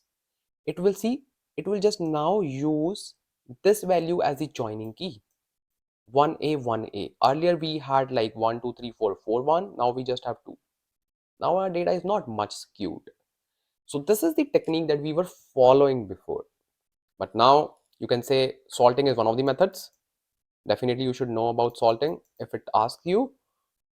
And then obviously AQE, the best one. It will take care of skew data automatically on its own. You can simply say, hey, enable AQE if it is not enabled, but I assume that it is enabled. Okay, simple. So we have our next question. What is broadcast join and when should you use it? Basically, broadcast join is used when, let's say we have two data frames, df1, df2. df1 is really, really big. Let's say 1 GB. It's not much big, but for example, it's fine. And this is, let's say, of 3 MB. So let's say we have 3 executors So our data, this df1 is distributed among these executors, right? Okay. Then this df2 is here in this executor. If we do not apply broadcast join, so data shuffling, which is an expensive transformation, will be done like this transform, like these partitions will be coming here to apply the join, then this, then this, then this. So in order to just eliminate everything, like why this will be happening, because you need to have data in the same executor, okay, in the same machine if you want to apply the join. So what we will do, we will say, hey, this data is really, really small. This data frame is really, really small. It's of just 3 MB. It can easily fit in the memory. We will simply say, hey, do not come to our machine. Just take this data. Just take this data. Just apply join by sitting into your machines only. Do not come to our machine. So this will just broadcast this data frame to all the machines and will just save that data frame to the memory. Make sure that data frame is small enough to fit in the memory. And how we can just use this, like you can simply write df1.join df2, but remember you need to use the word broadcast before writing df2 so that it can just pick that, okay, we need to apply broadcast join. By the way, Spark automatically performs a broadcast join if your data frame, the smaller one, is smaller than the threshold that you have given for your broadcast join. Let's say you have given threshold as 10 MB and this data frame is of 3 MB, it will automatically perform broadcast join, but you can explicitly mention broadcast keyword, so it will just broadcast that particular data frame to all the machines. Simple, sorted. Yep, sorted. Let's see what we have in our next question. So Mr. and Mrs. and Miss, okay, men are simple, just Mr. And we have Mr., Mrs. No, Mrs., Miss. Okay, whatever. XYZ. What is spell in Spark and why does it happen? Just tell me. By the way, this is the question that we have, I think, almost discussed, almost. And we have just included a fancy name. It's called spell. So, what is spell and why does it happen? So, basically, it is similar to executed out of memory. So, little bit similar to that one. Okay, let me just complete. So when our executors do not have enough memory to store intermediate results or intermediate transformations, so then in that scenario, Spark writes data to the disk, and in that scenario we just call it as spell, that it is spelled. And in that scenario it will just use the disk to store the data, to store the result, right? So why does it happen? So it can be due to, let's say, executed out of memory, like we do not have enough memory. And why it can happen, we already know, skewness or like expensive shuffle joins and all. So this can happen, right? Skewness, major concern. In order to mitigate this, again we can just increase the memory, or we can just try to eliminate the skewness. Simple, right? Simple. So this is all about spell, and now you know how to answer this. Bro and sister. Sis doesn't sound good. Bro is still fine. Bro, sis. What are Delta Lake's time travel features and how do they work? It is really important. Jokes apart, it is really, really important. And this can just come as a kind of scenario to your interviews. Let's say, let me give you a scenario. You are a developer, okay, and you just joined the company and you just deleted some data in prod, and they are now saying, hey, just bring back the data. Just bring back the data right now. How will you do that? Basically, you will just use the same answer that is called time travel features within Delta Lake. And this is like one of the best features, and I love it. I love it. It is really, really, really good. So what we do, let's say we have a Delta table, okay, we can actually see all the versions of the data. So for that, let me just break down this question in two parts. One is versions, and then we use time travel based on those versions. Okay. So let's say we have versions, right? So I will simply say versions. So I will simply say, let me use blue color. I like blue color. Come on, Ansh. So I'll simply say describe history, then table. Okay, I will simply run this command. When I run this command, it will just give me the table with all the versions. Let's say version 0, version 1, version 2, version 3, and it will just show me all the activities performed on this particular table. Okay, let's say yes, you just need to just answer like this in detail. Okay, it's all up to you, bro. It's all up to you. They are just interviewing so many candidates, right? Let's say they are interviewing 20 candidates out of obviously hundreds or thousands of applicants. They shortlisted 20 and they are just interviewing 20 applicants, and everyone is able to answer all the questions. Let's imagine this. How will you be an outlier among those 20 applicants to just show that you have knowledge in depth, or you have a knowledge and you have the capability to explain the stuff to your junior ones, or let's say to your teammates, right? So just try to explain everything in detail. They should feel that this person should be the CEO of our company. No, bro, just a developer. It's up to you, bro. It's, if you want to go into the management line, you can just aim that. Not a big deal. Not a big deal. You are a human. You can do anything. Trust me, you can do anything. Don't trust me? It's up to you. Okay. So this will just give me all the versions. So let's say till version 2, let's say this is these are all my versions, and till version 2 everything was fine, and when you deleted the data it was for version 3.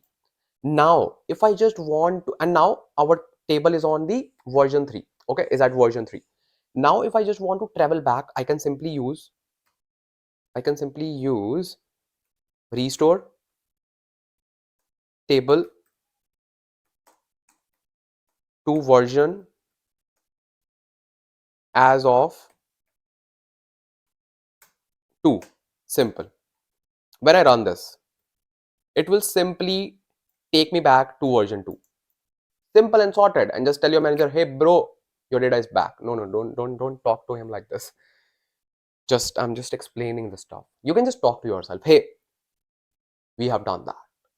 So this way you can actually restore the data, and you can just actually perform the time travel. Okay, okay. That is really important one. That is why I have added so many new questions. We know that we have already watched so many content regarding PySpark questions. It's good. Now it's time to add some new questions as well, because these are all the part of PySpark. Really, yes. Because you use PySpark to actually run all these things. You use SparkSQL, you use PySpark, you use PySpark. So that is the part of your interview questions, bro. Bro. Okay, so this is all about Delta Lake. Okay, what we have in our next question? Let's see. So, in this question, hold on, let me just view it.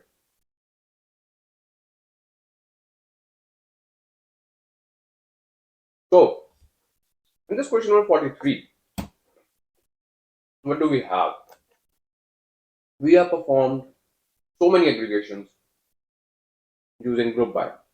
Now, it's time to perform aggregation, but we do not want to find any count, any max value, min value, or sum.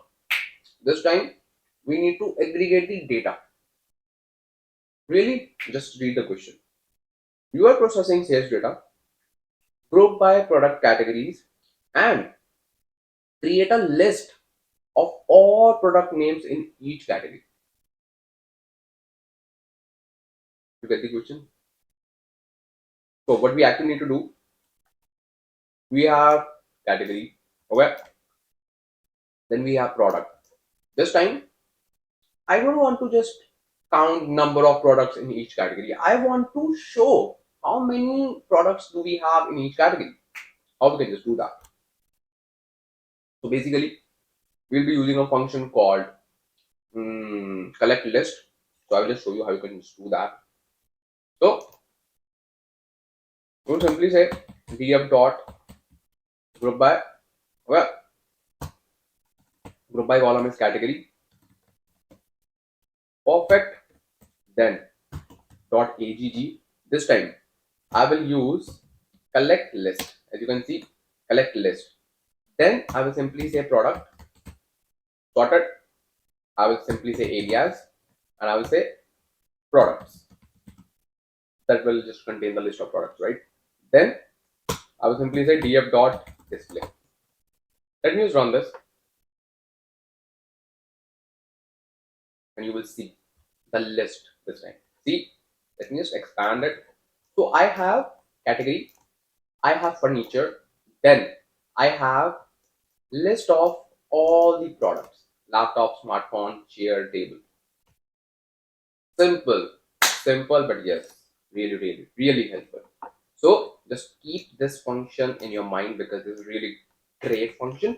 And if you are familiar with SQL, this is similar to group concat function in SQL, and we have collect list. Okay, let's see what we have in our next question. So in this question, this is pretty much similar to the previous one, but this can just help you to memorize which function you need to use under which scenario. And that's why I have just put this question right after the previous question. So this question says you are analyzing you are analyzing you are analyzing orders grouped by customer IDs and list all unique product IDs. Unique, this word is tricky. Unique product IDs, not all the product IDs each customer purchased. Okay, so in previous scenario we just group by on customer ID, or let's say the what was the thing we had, category, yeah. So here we have customer ID, but this time we do not need to put all the product IDs. Let's say under customer ID 101 we have two product IDs, P001, P001, but this time we just need to put unique product IDs. We have collect list function, but that doesn't do that. Then what we need to actually do that, like how we can just do that? So we have a function called collect set. If you are familiar with mathematics, so being a mathematics student, I know what is a set, and I'm not flexing my degree. So basically set is a function which eliminates the let's say duplicates, and it will just give you the unique values when you just apply set, like union and all. I studied, I think, about sets in class 11th in the year 2017, I guess. Fine. So let's code now. So df dot group by, or let's say df equals df dot group by. Okay, and then we just need to apply group by on customer ID. Then I will simply say dot agg, and then I will simply say collect set instead of collect list. See, then I will simply say product ID, and I will simply just put an alias, and I will simply say unique products, and then df dot display. Simple, man, simple. And I should just see one value for each customer, because this one for 101, for 101 it's P002, P001, and for 102 it's just P001. Let me just look at the data set. So yeah, perfect. So as you can see, for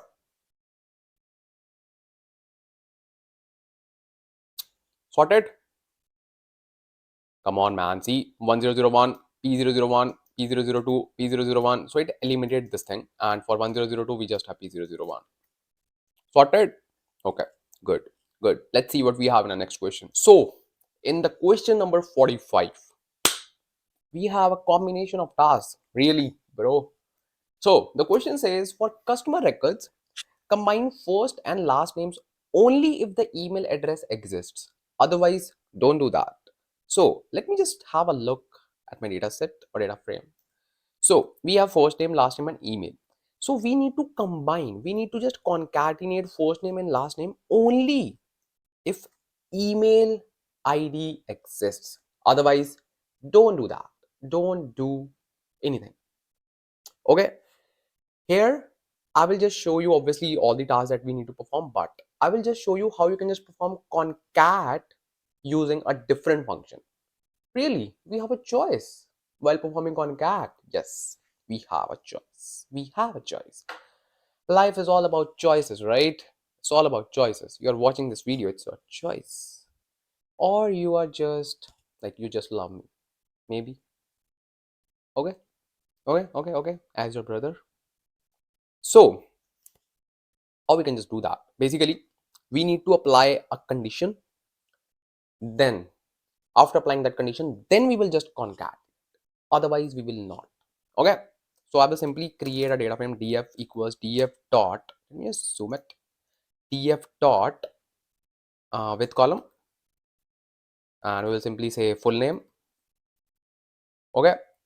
Then I will say when column email dot is not null. Okay, dot is not null. Then I want to perform concat, and I will simply use concat ws instead of concat. I will tell you, hold on, bro, hold on. So we will use concat ws. In this function, we just need to define the separator. Let's say I want to use hyphen. Okay, then I will simply type all the things that I need to concat. So it will just eliminate the need to just put that delimiter again and again and again. So we just need to define the delimiter in the beginning that I have already done, plus it will automatically add the delimiter after all the objects. So it is very handy when you have multiple columns. Let's say you need to just concatenate 4 to 5 to 10 columns.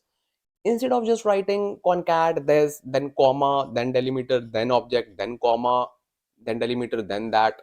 No, be a smart data engineer. Be a smart data engineer. So I will simply say column first name. Okay, perfect. And then I will simply say column last name.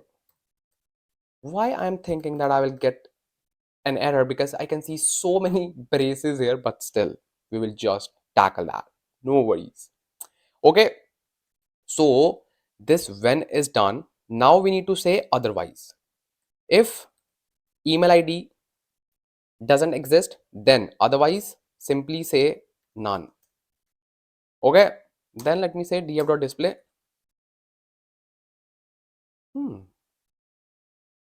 df dot.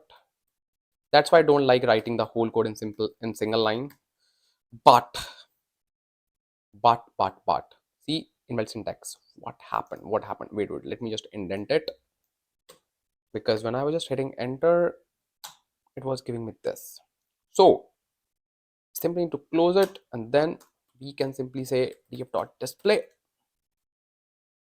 Simple. Let's see if we have done that. Yes, we have. So we have first name, last name, and we can see full name only. It's if email ID exists, and we have used concat ws. Then we use dot is not null. So it is basically a condition that we applied, that column dot is not null. If it is not null, then only perform the further step. Otherwise, just give me none. All sorted, man. All sorted. Now, what we have in 46th question, let me just show you what do I have. A data frame containing customer IDs and a list of their purchased product IDs. Okay. Calculate the number of products each customer has purchased. Okay. We have only applied aggregations based on the values, but we didn't apply aggregation based on the list. If you want to find the number of elements within the list, how we can just do that? Let me show you how you can just do that. It's really easy. So I will simply say df dot with column. and I'll simply say number of products.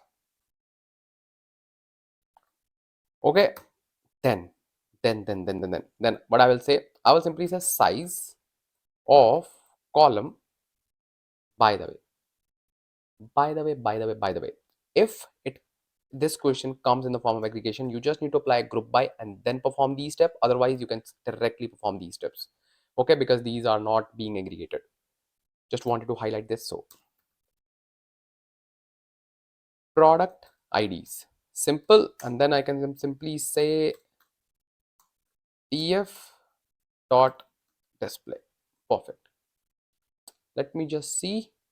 Perfect. So now you can see I have got the size 3, 1, 2. Now I can see like how many elements do I have in each list. So I just made the use of size function. Remember this function. Remember this function. Okay. Okay. So in the 47th question, we have you have you have employee IDs of varying lengths. Okay. Okay. Ensure all IDs are six characters long by padding with leading zeros. It means that as you can see in the column, in one row we have like length only 1, then we have length 3, then we have length 4. It says just fix this length, and let's say that we have like maximum 6 length, like length 6, the maximum one. And if one record's length is not 6, it's only 1, then you can just add 5 zeros to just make sure that length is constant throughout the column. Okay, how we can just do that? How? Tell me. You have the interview. Just tell me. How? Just kidding. So you can simply say df dot with column, df equals df dot with column, and what's the column name? Employee ID. Okay. So I'll simply modify this column instead of creating a new one, employee ID, and then I will simply use a function called lpad. Lpad, because it says that we need to add zeros in the beginning. In the question it is written, if it says like you need to just add 0 after the value, then you can just use rpad, same thing, not a big deal. Then I will simply say column employee ID. Okay, and then what is the length? Length is 6, and what is the character that I want to add? It's 0. Okay, and then I will simply say df dot display. Like it can be anything, it can be hash, it can be anything. Oops, I forgot to mention p.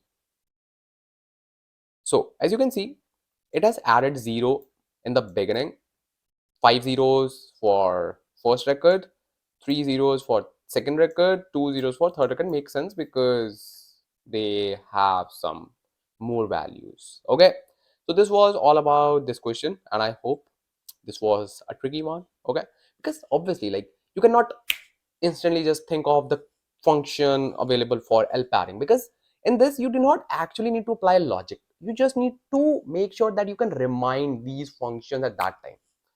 If you are given a scenario, as we have already seen in the previous question, where you actually need to find the architecture, like how you will be just approaching the question, but these kinds of questions you just need to have that function in your mind. That's it. This question requires special attention because it says you need to validate phone numbers by checking if they start with 91. By the way, do not try to dial these numbers. These are just random numbers I have picked. Do not just try to just dial these numbers. So we need to just verify. So if you just look at the data, you can see two of the phone numbers are starting from 91, but the second phone number is starting from 81. So we need to just filter only those data, or let's say we just need to uh, create a flag that this number is starting with 91, otherwise it is not starting with 91. So how we can just do that? So just to give you the approach, first of all we will just try to fetch the first two characters of the phone number. Okay, just first two. Then we will just compare it, that if it is starting with 91 or not. Okay, so how we can just do that? I will simply say df dot filter Okay, and then I will say column phone number, and then I will use substring actually. So I will first use substring, and I will say this is the column, and I will start my array with the index 1 and it will go up to 2.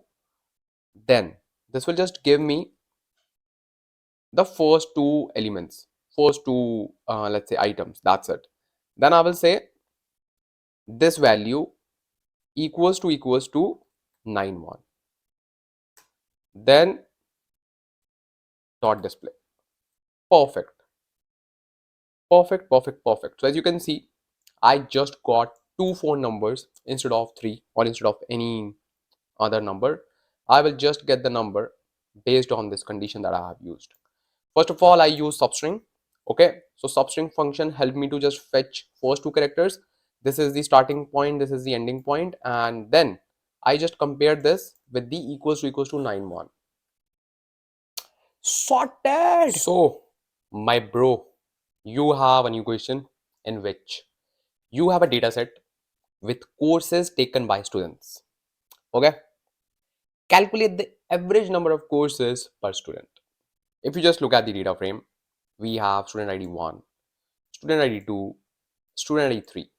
Okay, this student is very studious, like, okay, math and science, wow, man, such a great combination for destruction.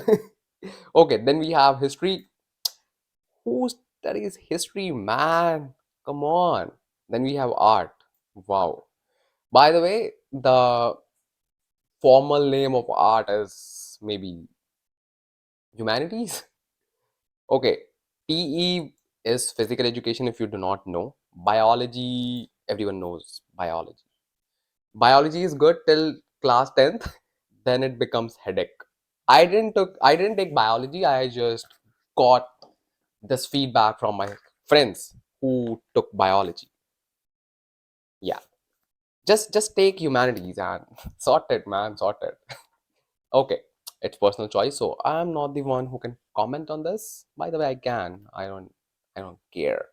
So, what we actually need to do, we actually need to find the average number of courses per student.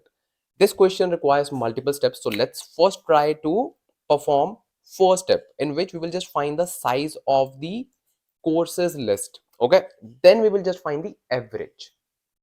So, first of all, I will simply say df equals df dot with column, and I will simply say courses or course size.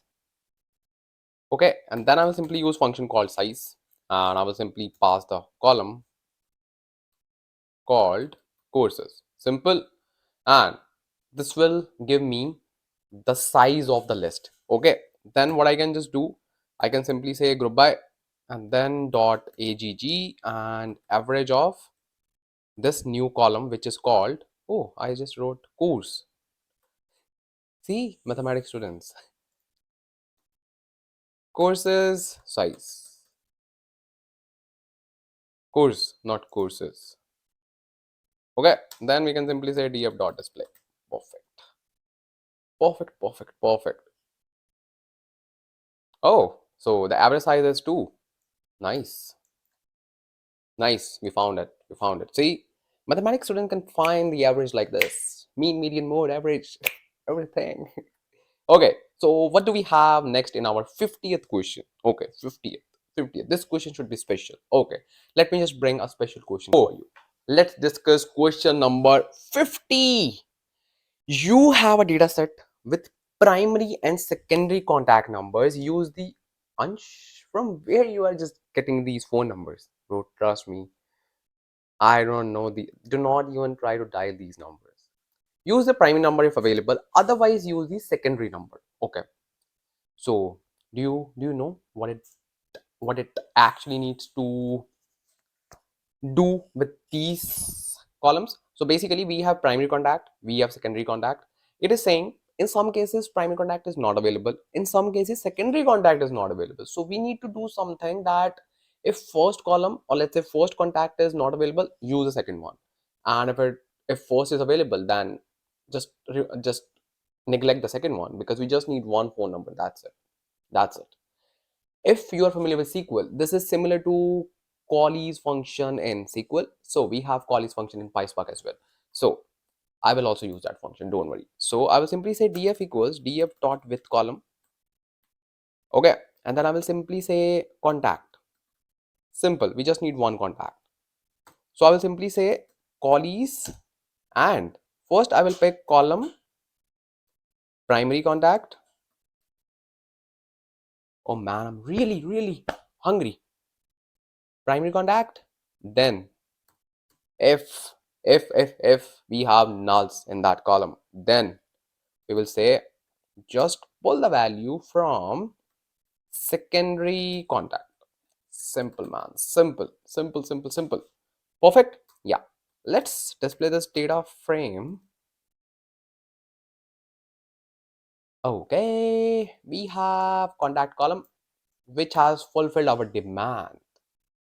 Okay, it's time to discuss the last question. It's question number 51. Question number 50, 51. And I hope this notebook is helping you a lot, so that you can just practice your scenario based questions without paying to any expensive platforms. You can simply drop me a lovely message and I will feel so happy. Just kidding. Just drop a lovely comment. Yes, because like why I'm asking to just drop a comment. It's not for just me, it's for others as well who are just trying to get some resources to consider before the interviews. So they can just check the comments and they should just feel confident, okay, this content is reliable, so they can just spend some time before the interviews, because I know every single minute is important before the interview. So they should feel okay, if they invest like 2 to 3 hours on this video, they can just practice the questions, they will feel confident and they will just ace the interview. That's it. And yeah, you can just give me treat as well. Just kidding, man. I'm so hungry right now. I'm just thinking about food. I need food. By the way, I just put a toast in the toaster so I can just smell. So let's discuss the last question and then I will eat. Then I will eat. Finally. Let's discuss our last question. So it's time to discuss. Are you eating toast? No. I'm just eating. I'm just finishing my rest of the carrot. So this is the last question. And you should feel like, yes, now we know all this stuff. Okay, okay, simple. Okay, just read the question till the time I'm chewing. Just read the question.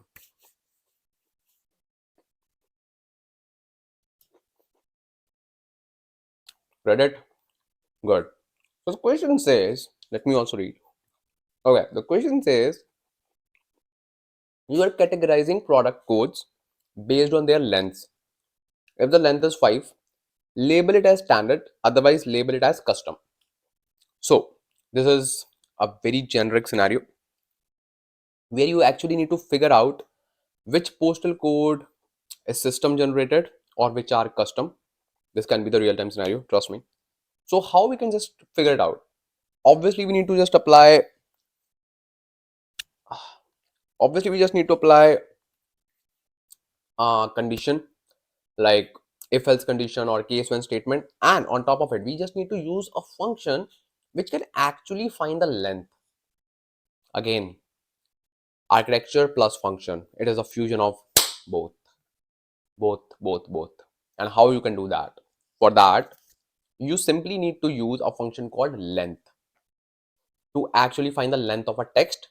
Then you will use when statement on top of it to compare, and then you will just say standard or custom. Ansh Lamba, very well explained. Now just do it. Okay, df equals df dot with column. Okay, and I will simply say flag, because I'm treating this column as a flag. Okay, or let's say code flag, just to be more specific. Then I will say when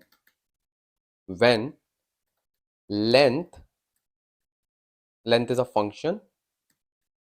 See, length of column product code, product code, length of column product code, this one, and length, this will just give me the length. Okay, then I will say equals to 5. Then say standard, otherwise simply say custom. Okay, and now I'm just running a tf.display. Let's see. Boom, boom, boom, boom, boom. So as you can see, the length if is equal to 5, the prod 1, that's 5. If it is not equals to 5, then it's custom, and that is the, I think, scenario, right? Yep, right. So let's have a one-on-one talk. Hey, Mr. Miss, Mrs., look at my eyes. So now you have completed all the questions. Okay, all the questions, 51 questions, theoretical, conceptual, practical, everything. Now I would just say I have some you can say action steps for you, right? So if you have very less time in your interviews, just revise the concepts, all the concepts quickly, and just sit for the interviews. If you have some days left, even like let's say a week, simply click on the video that is coming on the screen right now. This is purely based on Delta Lake, and trust me, this will definitely help you a lot to ace the interviews, because Delta Lake is the backbone of Databricks right now, and everyone is looking for Databricks. Why can't you understand this? Why? So just click on the video coming on the screen for Delta Lake. Plus, for those who want to learn PySpark in detail, I have already put that link in the description. They can just click on that video. And for those who are just willing to learn more and more, I have created an end-to-end 7 to 8 hours long video on Azure end-to-end data engineering project. Just click on the video coming on the screen. So it's your choice, and I will see you there. Love you a lot, and bye bye. And let me just eat my toast now. Bye bye.